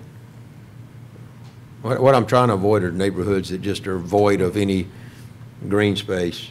I mean. And so, Chairman, Commissioners, if you look back to the slide right here, the various green space areas, and we can get the engineer to illuminate that is to explain it in greater detail. But essentially here in Phase 1, you have that in the central areas. Is that the GB 1, 2, and 3? So for example, right, if you notice in GB 1, 2, and 3, Those so are you grass have those buffers. areas. You have those various areas to the east of the clubhouse and to the west of the buildings, and then a smaller area there in Phase 2. Usually the engineers kind of highlight their plans, and a lot of times they answer those questions, Jack. Okay, I understand. It's I kind of, had if you a- look at GB4 there, it's kind of some dead space there that's masking as green space. And there's a significant slope on the other two in the center. There I mean, is there. Yeah, there's a maximum slope. I mean, sometimes it's 3 to 1, sometimes it's, after which it's not really usable green space. It's more of a pit. I'm not sure exactly where we are. I had, along those lines, I just had a question with the LID count. 2 questions. I couldn't find the constructed wetland. I know you went past it in a slide. I can't see it on the, how large is that and exactly where is it? So the constructed wetland is on, if you look at the inset drawing on this slide right here, if you look at the drawing, look on the far right side, try kind of in the northeast area. It is circled, or it is clouded in red and then marked as a CW. Okay, but where is that on, oh, no, where is that on the overall plan? Is that Phase 1 or Phase 2? So that physically occurs in Phase 1, And so there is, let me move this pointer out of the way. Well, actually, here we go. Is it like 10 by 20 or something? So you don't have a pointer on your screen, my apologies.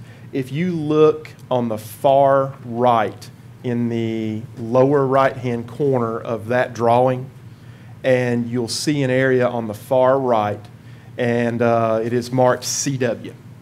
How big is that, Buford? Chairman, I'm going to get the engineer to, I'm going to get the, I'll defer that to the engineer to give the size, and I apologize, I don't have a drawing that we can zoom in on for dimension purposes. Just one more minor clarification is,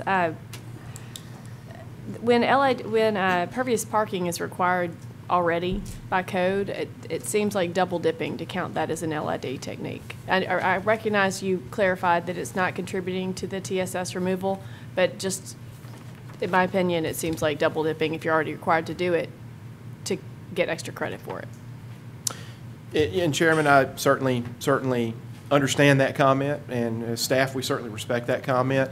It's allowable. It's an allowable technique in the subdivision regulations, and that portion does not specify exact application other than that you utilize an LID technique. But so noted, certainly understood.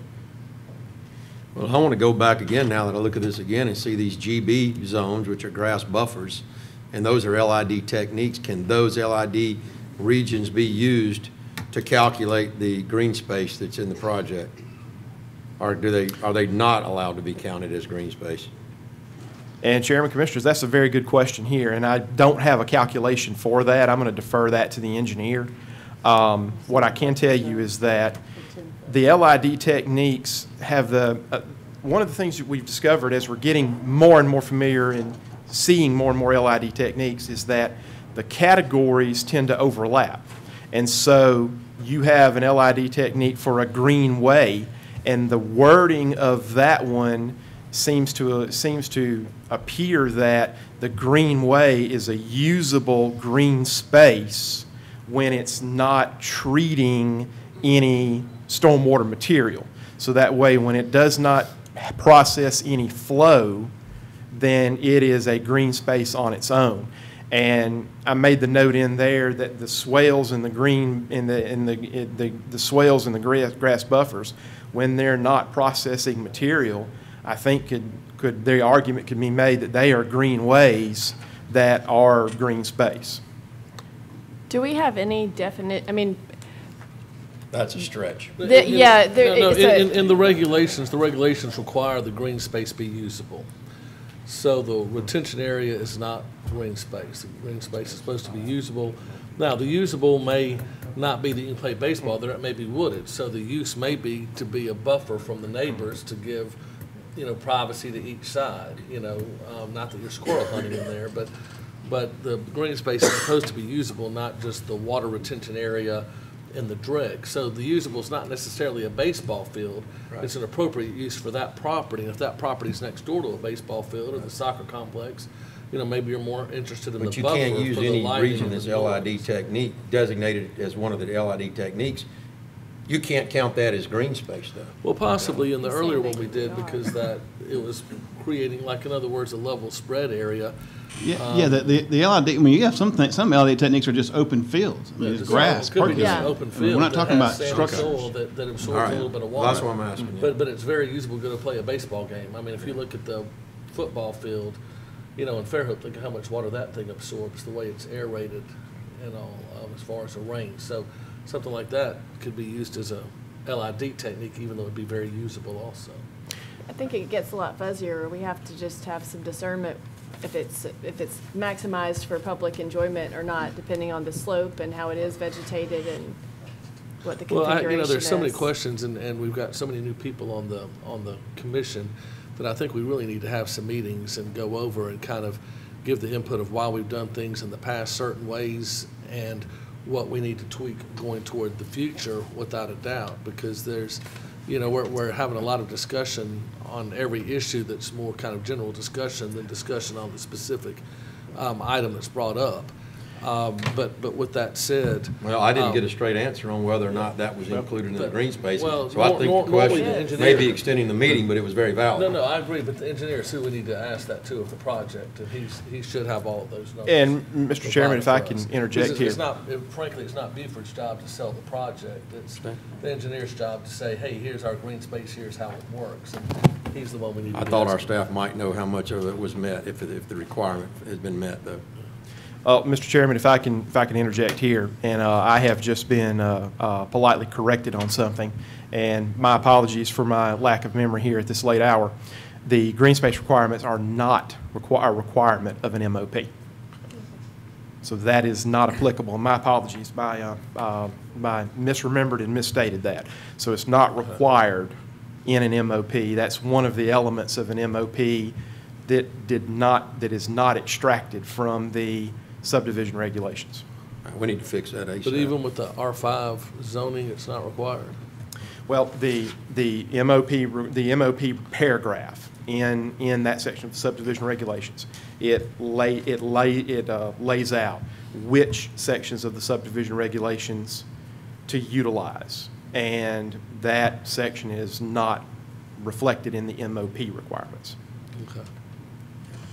Thank you. Well, it is what it is, but I'm going to encourage the council to yeah. fix that, because that's Absolutely. you get a more denser development, and there's nowhere for people to enjoy the space. That makes no sense. Right. Mr. Chairman, and MOPs can be tough. They can be difficult. We certainly recognize that and respect the desires of the Planning Commission in that regard. A very brief statement here. After this item is concluded, I have a document that Ms. Emily has passed out to each of you, and so there will be an opportunity to revisit the LID techniques. Yeah. Well, one thing I think, we're talking so much about the numbers, and I really like the way we're going in the future, where we discuss more the percentage of treatment rather than the numbers of how many boxes they check. All right. Yes, sir, Mr. Chairman, and I hope I illuminated it well for the Planning Commission, just to reflect that on the application before us tonight, the drainage calculations we received reflect the entire treatment volume of the site. Thank you, Buford. All right, I'll go ahead and someone from HMR like to speak at this time.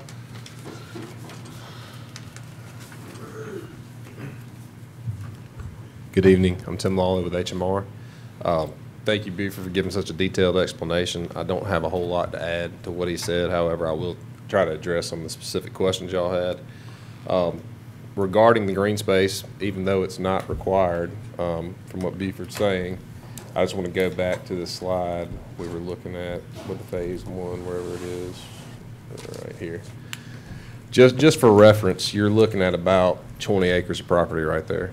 The GB1 and GB2 out in the middle, I would venture to say, are in the neighborhood of 3 to 5 acres apiece. Both of those are usable green space areas. This whole piece of phase one's open. Y'all could all drive by and look at it. There's a dog park in GB2. There's a big flat area in GB1, a clubhouse, a swimming pool, a deck. There's 20% of the site roughly in green space just alone in those two areas. So I'd venture to say we're probably in the neighborhood. I don't have the exact numbers, but well over 10%, probably, if not in the 30 to 40% range.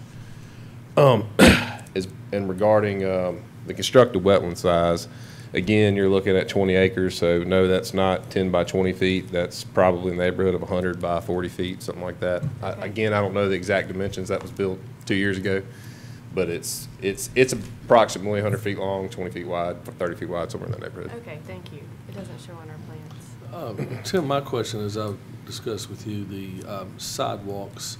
I was kind of interested in the sidewalk along County Road 34 and County Road 3, and I see where y'all have stubbed out on each side.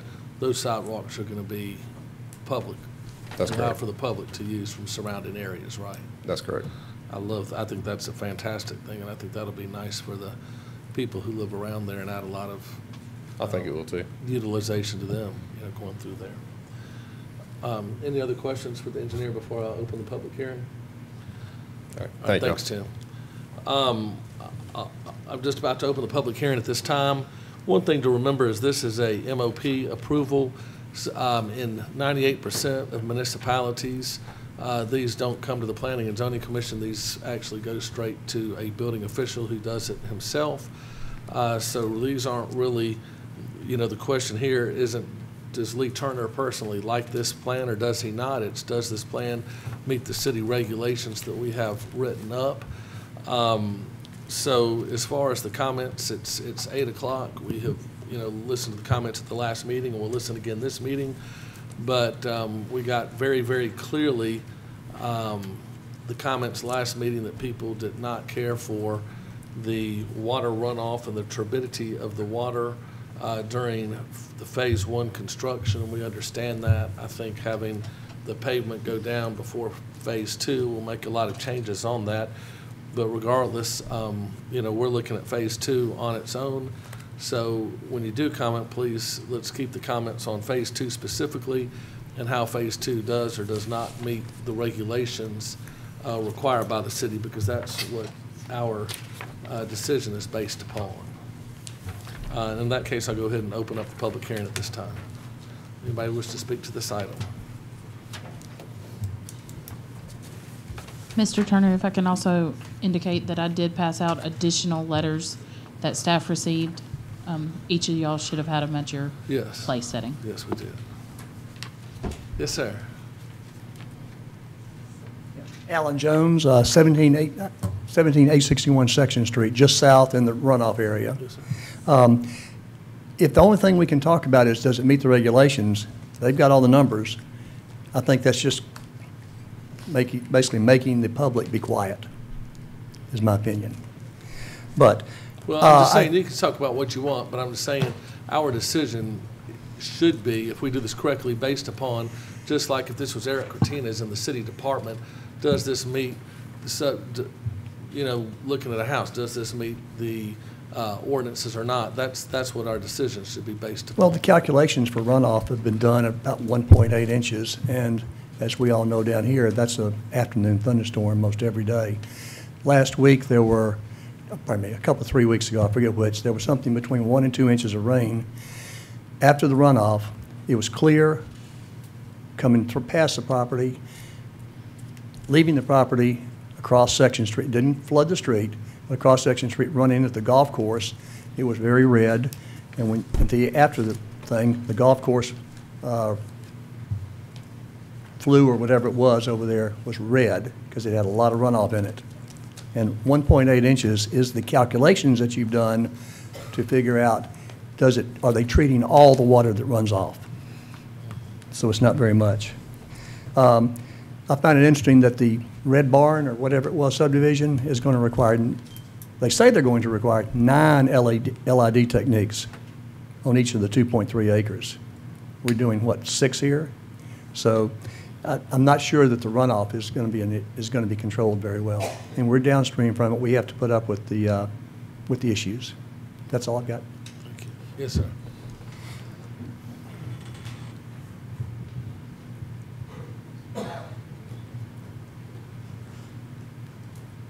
Hello again. It's Carol Gordon at 17861 South Section Street.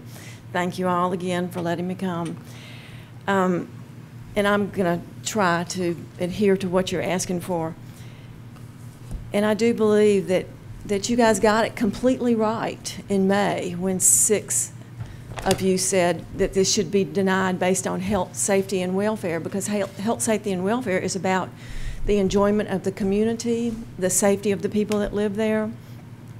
I have not heard one thing that's going to be different in Phase 2, and I even got the opportunity to ask this developer directly, what are you going to do differently in Phase 2 than you did in Phase 1? And the answer was Phase 1 was great. So I don't understand why we would think that anything's going to be any different, and the time and amount of money that has been spent by this staff in fielding all of the problems by ADEM, by your community, by you, it's going to continue. You have lots of good developers in this community, and I have finally come to the conclusion that this developer is not one of them. and his engineer keeps saying, these calculations, we're not going to have this turbidity, we're not going to have the runoff, and it happens over and over and over. And ADEM is even come in and probably given them the worst recognition of their practices of anybody in this community. And I find myself reticent to stand up here and talk against somebody because they're good people. But this project has been a disaster. And I see nothing that you're being offered in this phase 2 that is going to be any different from what happened in phase 1. So you should continue to deny based on health, safety, and welfare. You got it right. Keep at it. Thank you. Anybody else wish to speak to this item? All right, in that case, I'll go.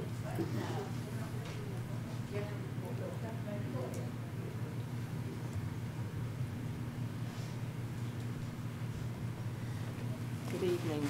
I'm Lexi Jones, and I live at 17861 Section Street. I think, having looked at this for some time, where I come down is I hear all of the rules and regulations, and I respect rules and regulations, but they're there for a reason.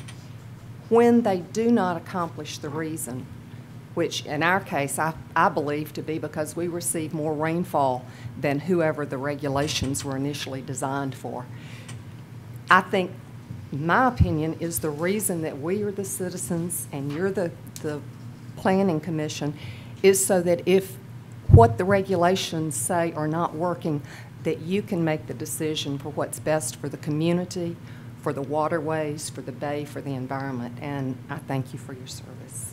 Thank you. Anyone else wish to speak to this item?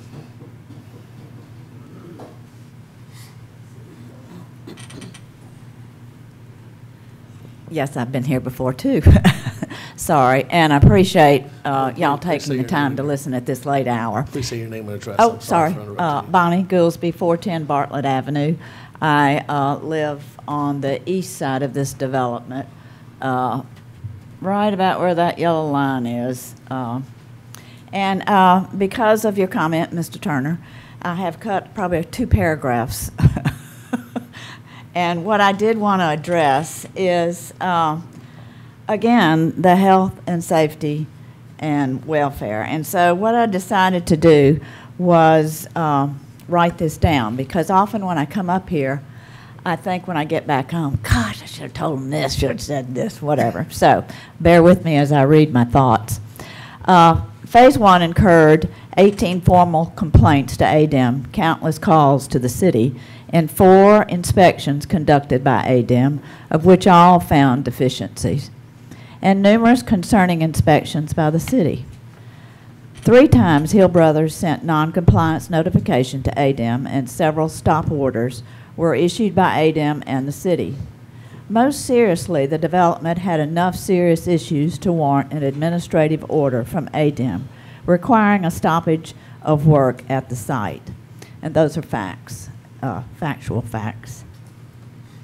This development has caused multiple flooding incidents, and just because y'all probably get bored, here are pictures I've had over the last couple of years, just passing around, of all the flooding issues. And I've always felt that pictures speak 1,000 words better than I do. It was cited, and this development had been cited, and stop order orders were numerous times. Phase 2 is in the same location. It's the same developer, same engineering firm. The same bad facts exist. And now he wants variances from zoning laws related to stormwater. The profits go to the developer, while impacts are borne by the public, us, all of us, and the city.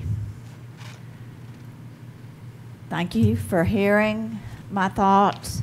I do think when you did this the first time, you did the right thing, and it is based on health welfare issues, and that you can use as your base. If you're fearful of legalities. I'm asking you to stand up with the recent decision, which was correct. Thank you. Right, thank you.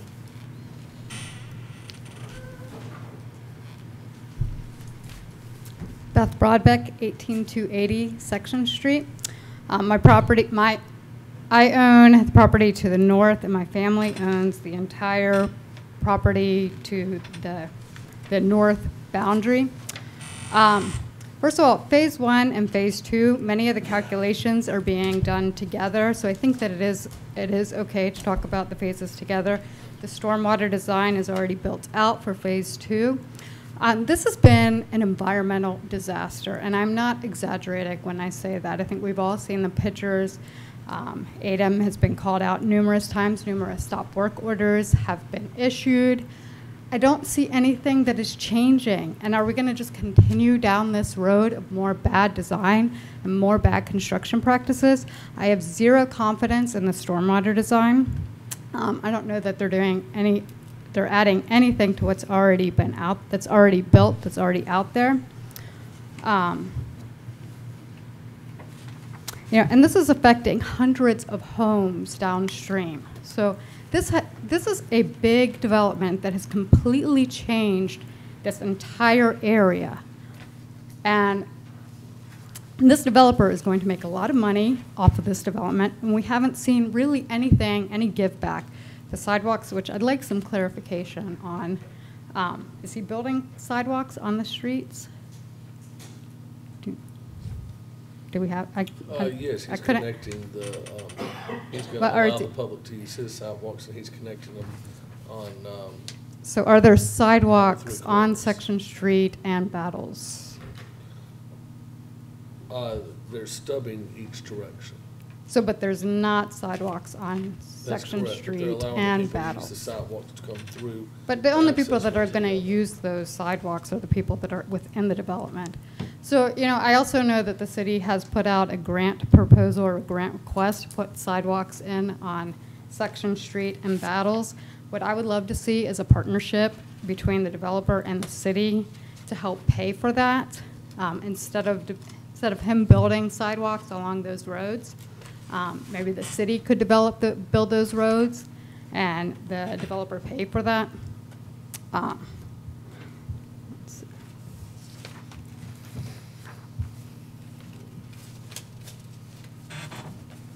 So yeah, I don't understand how the sidewalks.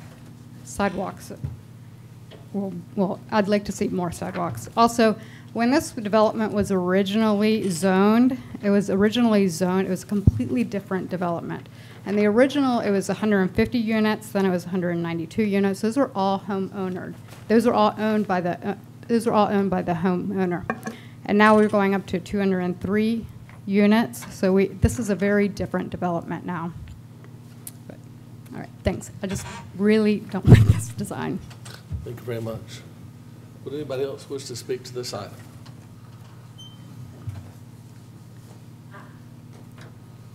Carol Gordon again. I forgot, just like Bonnie, I forget. But the sidewalk issue, the way I'm reading this is they're just building an arterial on either side, so you will walk through their property to get through these sidewalks that they're building. So they're really not doing anything but putting a little artery out. Is that correct? Am I reading that correctly? I'll ask the developer to give a better that would be great, explanation of the sidewalks. Yeah, because I don't think they're actually building any sidewalks. They're just claiming it. Thank you.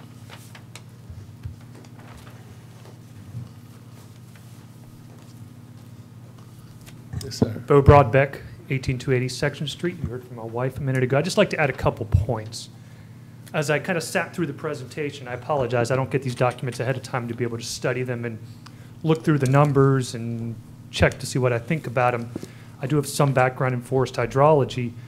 Having lived there on the site, it was a forested site. It's going to capture 70% of that stormwater runoff. We develop it, development has to happen, it's going to change. And if we go back and think about this idea of low impact development, what's the point of this? We keep throwing LID down, but I think we forget what we're talking about here. And we kind of go back and think about that. And as I look at the things that we've gone through, it feels like we're hitting the bare minimums, and then we're asking for variances to not even make the bare minimums. I mean, I look at the constructed wetland. I mean, it's pushed off to one side. It's not very big, where it looks like some double dipping possibilities. And it's just, we're going to live with this property for a long time. We have other developments happening in the area. We have, what, 500 units coming in across the street with RSA. The place is continuing to build and develop, and if we're going to only hit the minimums, and not even the minimums, every single time, we're going to have these problems for a very long time. And I'm a neighbor. I'm right there. I live with it. I'm fortunate to be on the north side where I don't deal with the stormwater that some other folks are probably going to deal with in the future. So I think we need to think about these things carefully, not just next year or the year after. We already know phase one, we've already seen failures. And so what's going to happen to phase two? What's going to happen 5 years from now? So keep that in mind. Thank you. Thank you. Yes, sir. Anyone else wish to speak? All right, in that case, I'll go ahead and close the public hearing and turn the meeting over to the commissioners.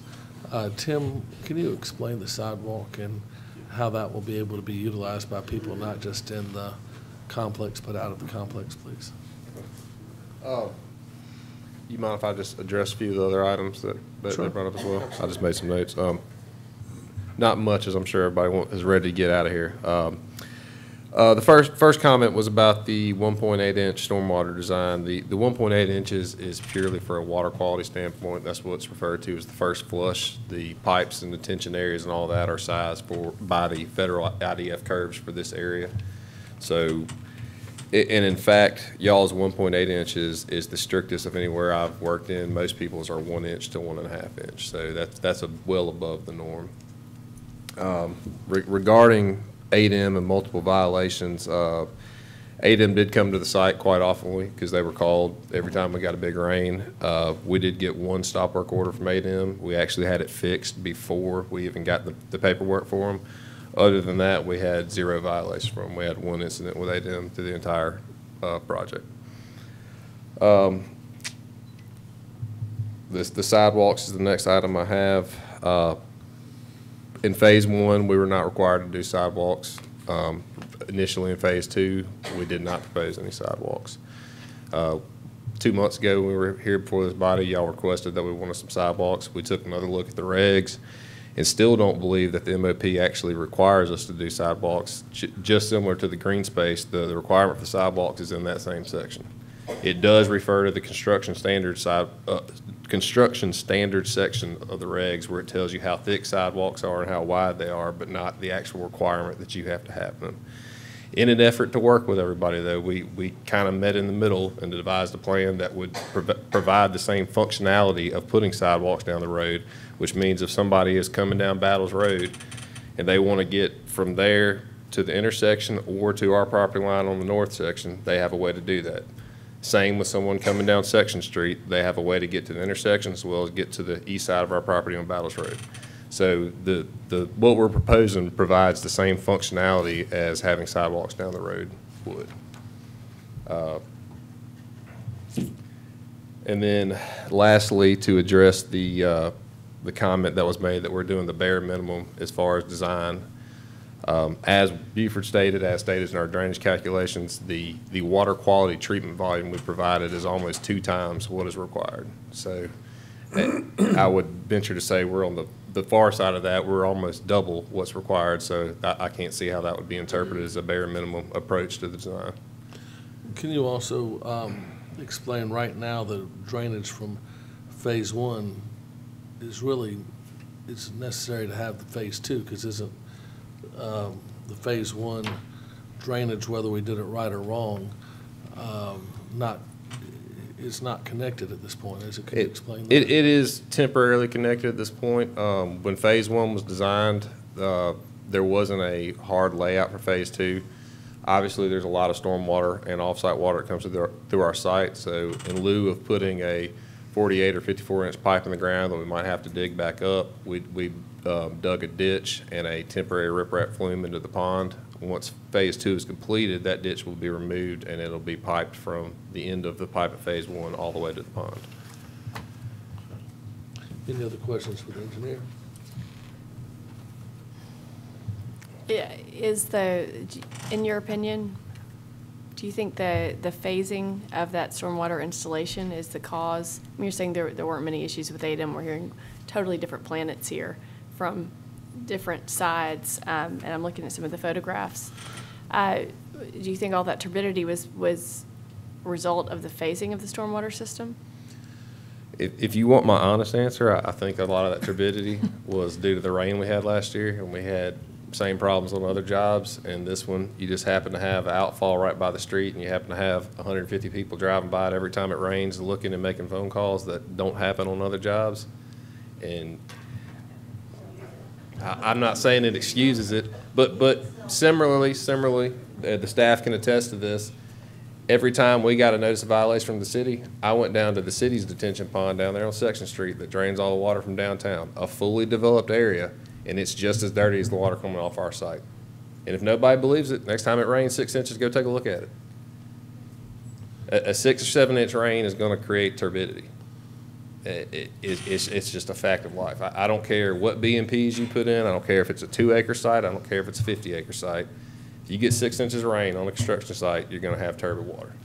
And there's only so much you can hold back. That's why ADEM has the upset event and the non-compliance report, because they realize that, hey, after you get so much rain, the BMPs are ineffective. And it just so happens, I mean, we got 7 or 8, 4 or 5 inch plus rain events last year. I mean, it was a unfortunate time for construction. And I know, I'm not saying that's an excuse, I'm just telling you the reality of the situation. But building the road first, or at least the base of the road first. Right. Will make a tremendous difference. Yeah, and what we have done different on this phase is the whole site's not going to be under construction at one time. In the last phase, the roads, the buildings, the whole site was under construction. And unfortunately, that's when we got the majority of the rain. This site will be built more like a traditional subdivision. They're going to come in, they're going to build the roads, put in the drainage, we're going to base the roads, get everywhere disturbed, seeded and mulched, and then we'll come back in and build the buildings. So it'll be very similar to how a typical subdivision is constructed versus just doing the whole 20 acres at a time. So that goes back to, didn't the city pass new regulations concerning land disturbance during construction phases, maybe largely brought about by phase 1? I think it was largely helped that. I think it was in the future upcoming Publix project. I think. And do you think that that'll have a significant impact on the runoff and the turbidity that people see in phase? I think it will. Phase 2. I think it will. And Mr. Johnson, do you think so? As someone that's a civil engineer that works for the city? I do, but I think you also got to understand is that especially when red clay is present, you're going to get discoloration of runoff when you get certain size events. But what we're really concerned about is sediment loss in the site, and it absolutely will improve the sediment loss. But, red clay turns water red, and whether it has a small percentage of sediment or a large percentage, the color is generally the same. But there's no doubt that treating every building pad as an individual BMP site, meaning that you're BMPing the construction site for the whole site as well as each individual component, and also making sure you're not collecting water in streets that aren't paved or based. So that's going to make a big difference. Whether it's going to fully satisfy if we have a 6-7 inch rain event, I think turbidity is a reality. The one way to end turbidity is once this site is fully developed and every unit has a lawn and landscaping and everything is paved and all the sidewalks are in, that's when, understand LID techniques are really post-development stormwater quality, not necessarily doing a whole lot for you during construction. So, I mean, the best way to resolve the discharge, discoloration, and sediment loading is to get the site completed and stabilized, landscaped, vegetated, and that thing. That's when you're going to see the full effect of the system. Thank you. I have another question for the engineer. Tim. So the gentleman that said that some of these requirements were based on a 1 inch rain, but I believe that they're based on a 25-year storm. Is that correct? That's correct. There's two different. There's the quantity, which is the detention and holding back the volume. That's based on all the way up to 100-year storm. So we size the pond for a stage event. We look at the 2-year, the 5-year, the 10-year, 25. Actually, I added one in there. See, it's the 2, the 5, 10, 25, 50, and 100. Then you So have what kind of, put that in layman's terms, how much of a range should that hold back? The 100-year storm is somewhere in the neighborhood of 13 inches of rain. And so that should, during a 12 to 13-inch rain event, you would still be getting the same release rate that you would under pre-developed conditions. It's not going to hold it all back, but the ideal is it holds enough back so that you get the same runoff as before the site was developed. Now, that same runoff will occur for a longer period of time. It may discharge for 10 hours as opposed to 2 hours after it stops raining or whatever. And is that discharge going to be a single-point discharge or a multi-point discharge? Because, we run into problems with that, I believe, when single-point discharges are approved. And sometimes instead of it being spread over 400 feet, it's spread over 4 feet. Right. And I would not disagree that in certain applications, multi-point discharges are definitely a better system. In this particular application, when all of the site drains to a ditch on the south side or the north side of Battles Road, it's all getting to that ditch one way or the other. So my philosophy is you get it in one point, you armor the ditch right there, and you limit the chance for erosion in that ditch by getting it into the ditch at one location. One thing to remember is the LID doesn't necessarily have anything to do with the discharge rate. It can, because some of the techniques might have water absorb rather than run off, but they're more for a purification where the runoff. Yeah, I wasn't, my questions weren't related to LID, just runoff in general, because the way I see it, the public's concern is not quite exclusively related to runoff, but the vast majority of the concerns are due to runoff. Other than the comments about, these are now apartments versus single-owned units, family-owned units, condos or whatever. That's one argument, but I'm hearing most people's concerns are stormwater management Stormwater concerns. turbidity, absolutely. Well, and I don't mean to interrupt though. Have y'all had a chance to read, and I'd like to hear your thoughts on this report by Mobile Baykeeper. I mean, it looks like it was pretty notable that the rainfall, there was a 1.75 inch rainfall, but they had to get maybe 3/4 of a mile down Point Clear Creek before they could get to a point where the turbidity meter could actually measure turbidity, because it was so much higher than what they could measure up until then. Well, and there's a lot more in there, but I'm assuming you've seen this? No, I have not. I would like to say, though, that directly downstream of our site, the drainage area for that creek is 1,200 acres, and our site is 40 of that. So it's not all a problem caused by our site. We're a drop in the bucket compared to, and then you get on a mile or two downstream of our site, you're adding on, I'm saying it's 1,200 acres right there at the intersection of Battles and Section. There's about 1,200 acres draining that intersection. Cropland, correct? A lot of it's cropland? Cropland, our development, Old Battles Village, what is that to the north of Old Battles Village? Hawthorne, that's not Hawthorne Glen, Huntington Woods. I don't recall them having to repair a road from cropland runoff. Do what now? I said, I don't recall them having to repair a road and close the road from cropland runoff. We talked about this 2 years ago, we talked about it 3 months ago. There's 120 acres drained to the northeast side of that intersection. There's one 30-inch pipe installed in that. I notified the county of that before we ever started construction. We have since installed, with the help of the county, 3 additional pipes. With the 3 additional pipes, that the culverts are still only sized to handle the 25-year storm. So it was, the one pipe that was there is about 15% of what should have been there. And I can remember that intersection flooding when I was 16 or 17 years old driving around. The intersection has flooded ever since I've been driving a vehicle. It has nothing to do with what we've built. Now, yes, does it look worse when there's red water coming over the road? Sure. I'm not going to argue that point, but the development has no effect on the flooding at that intersection. And the money that's spent to add the culvert should reduce the times that intersection floods. But we get a 10 or 12 inch rain, it's still going to flood. Any further questions from the developer? All right, thank you, Tim. Thank you. All right, in that case, I'll turn the meeting over to commissioners, comments, questions, motions. I like the sidewalk that people can get from Battles Village down to the intersection at least. It'd be nice to be able to get the colony to connect the sidewalk in that area. You looking for a motion? I am. Motion, Mr. Chairman. Case number SD 18.27, Old Battles Place Phase 2. I move that this be approved, subject to staff recommendations. I have a motion to approve. Do I have a second? I second that. I have a motion and a second. Any further discussion? One final question for staff. In their staff's comments, under the health and welfare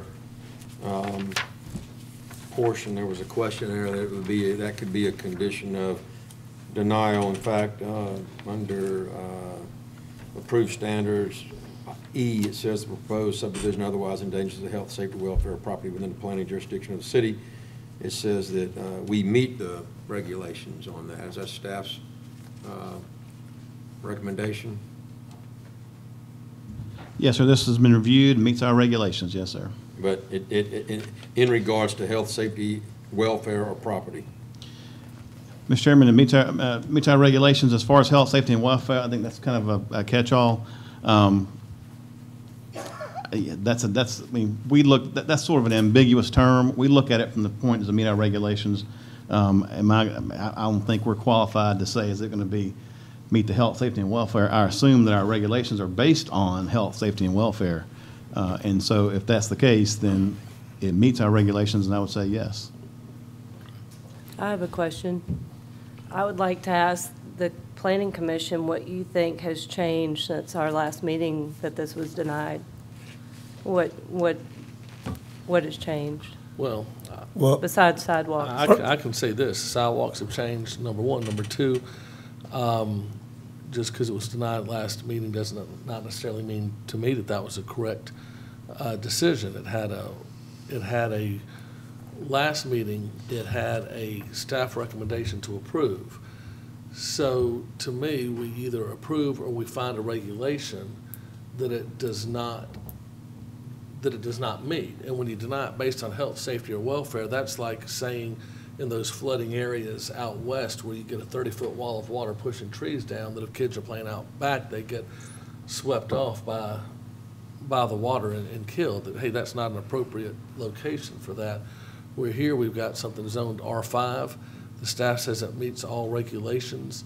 We can't, I drove through the original and I thought it looked pretty darn nice.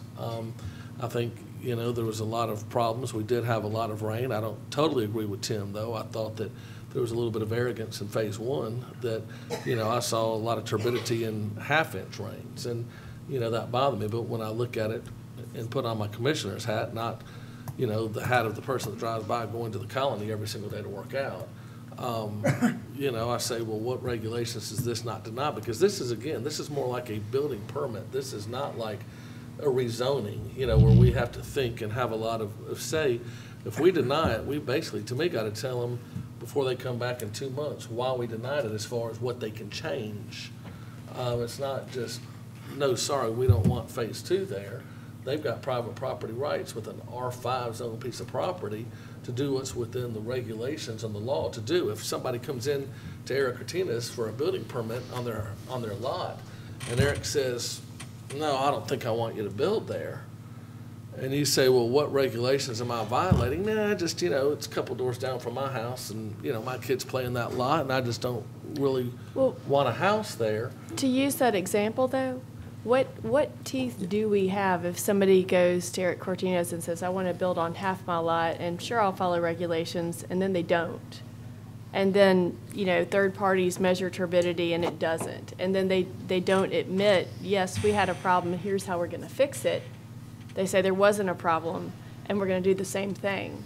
That to me is more the heart of the issue is, are we being told that if there was a problem and it hasn't been really fully addressed, we're again being asked to take a leap of faith when that went very wrong the first time. Well, I think it's as Richard said, you know, our staff engineer, that in a 8-10 inch rain, you're going to have problems no matter what. Some of those measurements were not 8-10 inch rains. Number two, I think having the road base put down to start with. Yeah, you asked what changed. The question was what has changed. Has that not changed since the last time this was considered, the land disturbance regulations? Not since the last time Phase 2 was considered, since Phase 1 was. And now, as Councilman Burrell has mentioned, they have changed. I mean, we learned from that issue when that happened a year and a half ago. We did change it to try to address those concerns. So I think as far as if you're asking me from Phase 1, the problems we had with that as opposed to today, I think it'll be much better because we have changed our regulations and tried to address that. I think the biggest issue here is that in 2006, this property was zoned R5. R5 allows up to 10 units per acre. That's 2006. I don't think anybody was here in 2006 when that happened. That's the bigger issue, but that's what it is. We cannot go back and change that. If you were asking me today, would we zone this R5 today? Probably not. But it is what it is. And so, you know, with that R5 comes certain entitlements to develop a certain way, and it's our job as staff to ensure that they have followed the rules and the regulations, and you know, I think they've done that. The question was asked about public safety, health, and welfare. I think that our regs are based off of that, so I think that's part of our process we go through. Those regulations are based to try to mitigate any kind of concerns from that standpoint, and I think they have.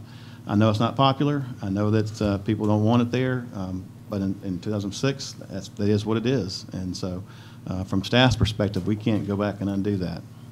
Holly, I'll tell you my perception, and I wasn't here in May when this case was heard the first time, but I did read the minutes, and it appeared to me that the decision that the commission made, I think we talked about this at our special meeting not too long ago, a specially called meeting, but what I saw was a denial based on the health, safety, and welfare of the public. But there was no explanation at all of what the issue with health, safety, and welfare was. In cases that I've been involved with in another planning commission, if you wanted to state the health, safety, and welfare of the public, realistically, you needed to give exact examples of what that health, safety, and welfare issue was. I just thought it was real subjective, and what's changed now is that's why I asked Buford, does this meet our regulations? And I agree with Wayne. It's not popular, but sitting up here on this commission is not a popularity contest. That's right. It's whether that meets the regulations. And as we talked about in our specially called meeting, if we don't like the regulations, then we need to change them. We need to hear from the public. The public needs to advise us as to whether the regulations are acceptable or not. And if it's something that maybe we should look into changing, then certainly we've done that.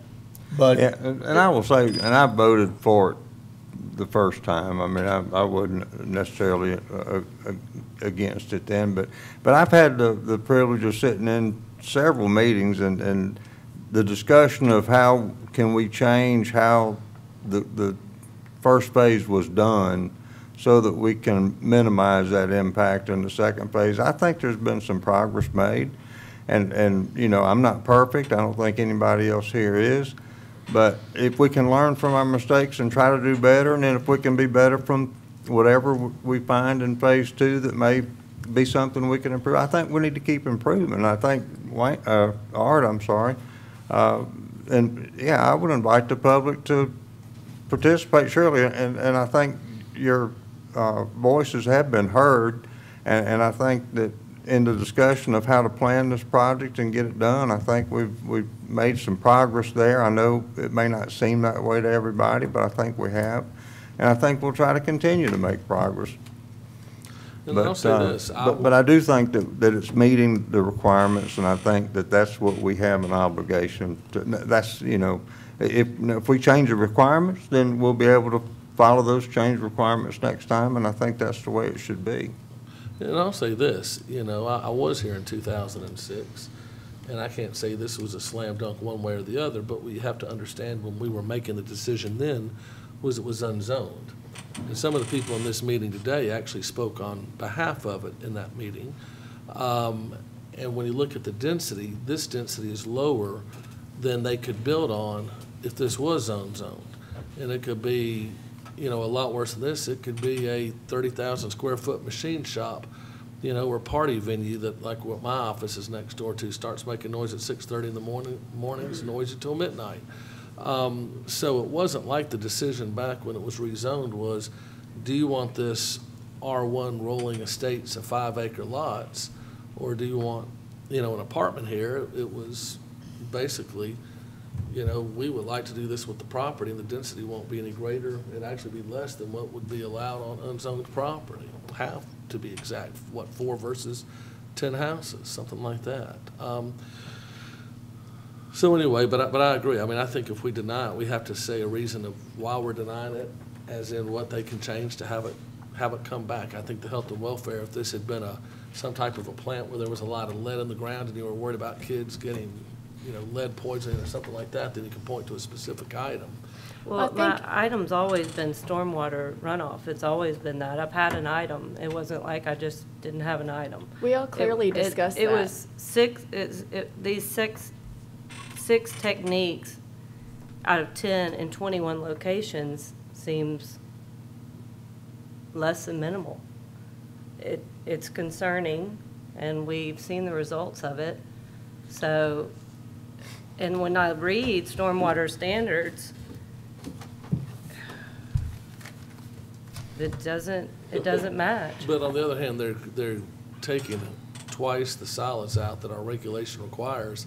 So if it's that unhealthy to have those BMPs or what have you later, then do we need to change our requirements to double it again? I mean, it's not unsafe that you have 6 versus 12 versus 15 versus 1 LID technique. If you have one LID technique, but it's doing everything it needs to do, you're cleaning the water as much as if you have 16 items. Well, hopefully that regulation changes in the future, but in the present, that's all we have to hang our hat on. And it seems, I do appreciate the steps that the staff took to have more oversight during construction, and appreciate them treating a little bit more. I would like to have seen even more, in acknowledgement of runoff that did happen and damages that were done in the first phase, and whether it was the phasing or just the construction practices. I would like to have seen an admission of that, and maybe here's what we're going to do to give back to the city, to the bay, to the people after dumping all that silt in the waterways. Yeah, but we're attacking them, but the subdivision just to the east is dumping as much turbid water in, and nobody's said a word about that one.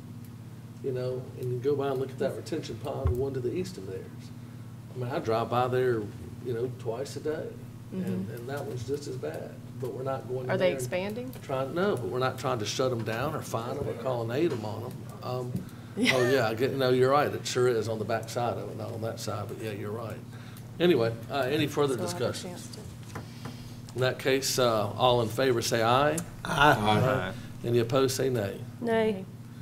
Okay, so we have 2 nays, the 2 ladies. Got that, Emily? So it passes 5-2. All right, moving on. Old new business.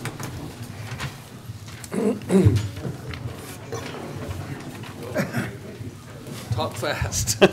I can certainly do that. Mr. Chairman, the next item is a result of some of the past problems we've experienced with denied wait a minute, applications. Wayne. Just a minute.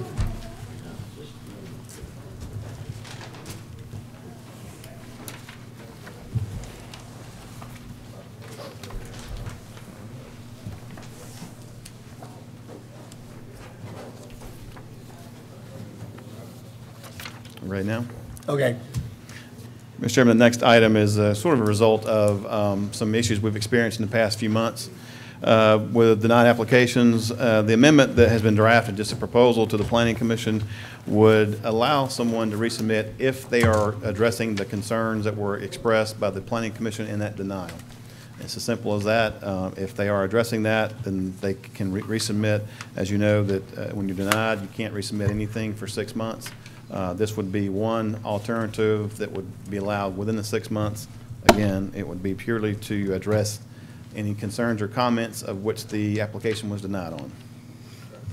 And if the planning commission is so inclined, we would propose having this on the next agenda, advertise it, have it on the next agenda for adoption. That's a great idea, because we don't have to do it, right? It just gives us the option to. That's right, it gives you the option to. Let me tell you the theory behind this. The 180 days, and I won't go into all the details of where that came from, but it's been in the city ordinance for an extremely long period of time. It was put there because of, for one reason, many years ago. And personally, back then, I felt like it was too restrictive. I thought at one point, it didn't pertain to everyone. It only pertained to a few. But now it pertains to everyone. And I just think it's too restrictive if you've got somebody that wants to bring a plat and we don't approve it. We don't approve of it. It just doesn't seem likely that they should have to wait 180 days to come back to us if they materially change that plat based on our recommendations. Is there precedent from other cities? I mean, is our 180 days way out of the norm for other municipalities? I've been doing this for nearly 25 years. I don't think I've ever heard of I mean, typically, if you're going to correct it, you can resubmit. You can resubmit something different. You can't resubmit the same thing again, but you can resubmit something different and at any point in time. I don't think, the county doesn't have it, do they? No. No, we never had it. Well, I mean, not when Rich and I were there. Well, yeah, but that was 200 years ago. That's right. But, I mean, this would be, permissive as long as they're addressing the concerns that were expressed and during the denial by the planning commission. Hopefully, we won't have denial. We'll have a tabling, they can correct it during the tabling process, but there are times when they do get denied, like we had a couple months ago, which, this would be an alternative for them to try to, mitigate any kind of concerns. What's the process for changing it? Resubmit a new application fee, new application. No, I mean, changing the subdivision regulations. Oh, just need authorization from the planning commission to advertise it, and then we'll have it on the next agenda for adoption. Is it a public hearing? Yes. I make a motion, we approve the recommendation for advertising and consider it the next meeting. Do I have a second? Yep. Any further? All in favor, say aye. Aye. Next, I think Buford's going to give a dissertation on low-impact development. Yes. All right. Buford's going to get home, too. I'm hungry, Buford. Chairman, Commissioners, we need to discuss. Waiver. We need to discuss I've already forgotten what we call it when we are analyzing our compatibility analysis. Chairman, Commissioners, Emily passed out to you before the meeting the Section F of the subdivision regulations regarding stormwater.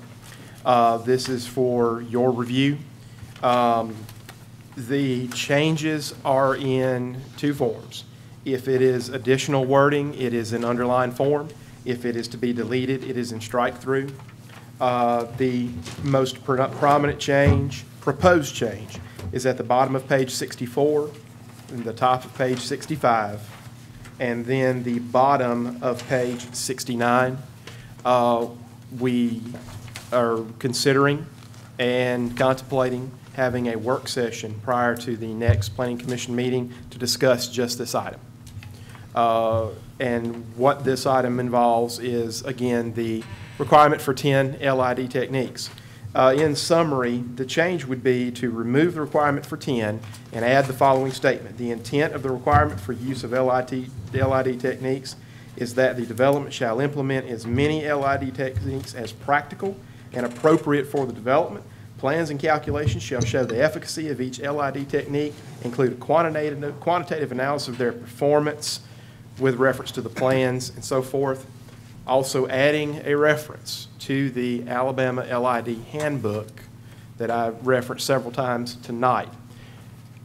allowing that handbook as a resource opens up the opportunity for additional LID techniques not contemplated by the subdivision regulations. Again, our intention is to discuss this in depth with the Planning Commission before the next meeting in a work session. Mr. Chairman, this again is back to some of our comments before. This is a results-oriented type change. Yeah. Just like the last application, they met their 80% removal requirement. They didn't meet the techniques that were required, so the result was the same. They just didn't meet the certain techniques, which is why we have all the waivers for, because sometimes the land just doesn't support those techniques. This is much more a results-based. You can do it as long as it's in the LID manual, and as long as you're meeting that results of 80% removal. Well, it makes sense to me. I think it's a lot better, much better improvement. I like the idea, and I like the way you put in that you encourage them to use as many techniques as possible, because you don't want them to keep thinking outside of the box. Right. Chairman, Commissioners, and it is in the best interest of the developer and their engineers of record to utilize as many techniques as is practicable on a site, because the more techniques you utilize, it divides up the treatment volume. And so by dividing up the treatment volume among different techniques, it allows you to better utilize a site. And as was heard earlier tonight, possibly improve a situation. So certainly it's in their best interest to use multiple techniques, but invariably each application we see is generally 5 or 6. Appears to be the sweet spot based upon the applications we've seen recently. If you've got non-porous soils, that's about all you're doing. And Chairman, Commissioners, some, depending upon utilizing a site, dividing up the treatment volume among a site, and then developing the site, utilizing one technique may negate another. So it's a bit of a moving target. And also the categories of the techniques, some of the categories overlap. And that's especially so when you look at the much more detailed research that's in the Alabama LID handbook. They use multiple names and categories for different types of things. So I think by referencing that document, it certainly opens up greater opportunities for different LID techniques on a site, but not necessarily 10 labels. So we would like to discuss that at a work session before next meeting. That would be great. At 4 o'clock, Buford, we talked about 4 o'clock? That's what we discussed, having a work session at 4 p.m. prior to the August meeting. Sounds good. Okay. Do I have a motion to adjourn? Mr. Chairman, I have more new business. And you got to live with me, dude. It's none of this hurrying out of here. We're trying to set a new record here tonight. I think that we need to also put on that work session a discussion of imposing green space on multi-occupancy projects. And as I was thinking about it, there's a 10% for anything over R1. Maybe we can tie it to density. The more dense you are, the more green space percentage-wise you got to have. Mm-hmm. The less density you have, maybe you have that 10% minimum. But then if you go to a higher density and then you may have to have more green space. We have got to quit having cookie-cutter neighborhoods and these vanilla developments. We have got to be a community where people get outside and enjoy green space that God's given us in this area. Right. And we have got to get firm on this, guys and women. We've got to. Mr. Chairman, I think that would be, I like that suggestion. Many times, the denser you have, the smaller lots that you have, so you don't have as much space to even go in your backyard, and offsetting that with more green space away from that, more public space. Maybe we even do that on, R2, right. 3, whatever, not just MOPS. Yeah. We will certainly bring back a proposal for you for that at that work session and hand it out before, and when we get it finished, we'll send it out to everybody, let them look at it. But I think that's a good idea. I think we need to define what green space to a lot of us is. Right. When I think of green space, I don't think of anything that has anything to do with a water runoff. I think of bocce balls and volleyballs and stock ponds and kayaking places and really good green spaces that people can enjoy. Well, typically it's broken down into active active recreational space and passive recreational space, and that's how it's typically broken down. When you talk about courts and those kind of things that's more active, we can certainly put something together and further define it. Like you look at Stone Creek did a fantastic job of green space. I mean, all of their ponds are fully stocked. That becomes a recreational space as well as an environmental growth for that. And there's, I mean, it's well done, and people like it. It's Right. maintained. Right. The one thing I would tell you, when we start talking about ponds as green space or open space, that gets a little bit slippery slope, no pun intended with that, but Well, it's. because you can just use the edge. You've Yeah. got to find a way to Right. calculate it. You gotta be with careful not to use, because once again, then they're gonna use retention as green space. And Well, we don't want to I put don't too wanna- much emphasis I- around the yeah. pond, because you do have small children that may not be able to swim, and getting into the pond, and occasionally you have different wildlife that gets into ponds and so forth. So you kind of got to be aware of that as well. But we'll certainly put something together for you and see if that meets your But we approval. definitely need to move forward with a mop, I think. Okay. Yeah. You know, because that's a loophole that needs to be closed. And Mr. Chairman, if the board, if the planning commission is so inclined, we have a motion, we can also include that in our amendment for the next meeting and put it on the agenda. If the planning commission wants to move forward with the open space requirements for the MOP, the 10% open space, we can do that as well. That'd be very easy to change and bring that forward as an amendment. If you want to just do a simple 10%, if Mhm. you want to do, kind of like Jack's talking, and maybe make it progressive based on the density, we might Mhm. want to look at it and then do it the next meeting and Okay. decide if we want to go back and, like right now, we don't require any water, any green space on R1. And I've a lot of times thought that's a mistake when you get an R1 that has 115,000 square foot lots. If people are coming in and building 4,000 square foot houses on those 15,000 square foot lots, they're not having a lot of playroom left. And, we may want to require a little bit of green space on the R1 and graduate it up. But either option.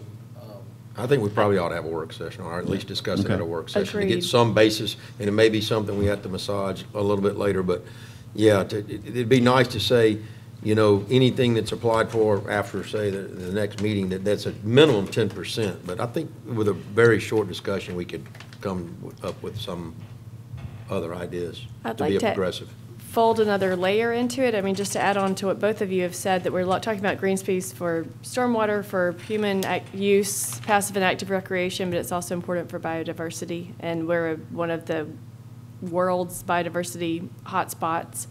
And that's just, maybe we could sort of tweak our definition of, I keep thinking that in the LID techniques. We talk about these vegetative buffers, we talk about grass strips, but some of it could lead towards just a big turf, a sea of turf, which is not really aesthetically pleasing unless you're playing golf. And it doesn't have the same benefits as something that's a little more biodiverse, that might have habitat for monarchs and things that migrate through here. There's some examples of municipalities that have addressed that. It'd be interesting to talk about it at a work session and see if we could find a practical way to address that. Y'all are thinking clubhouses provide a recreation area that's kind of common to the whole neighborhood if it's a senior citizen living. I mean, there's a lot of ways to enjoy yourself, and in the middle of the summer, the air conditioner is not a bad one of them. Do I have a motion to adjourn? Yes. All in favor, aye. Aye. Better yet, if you want to vote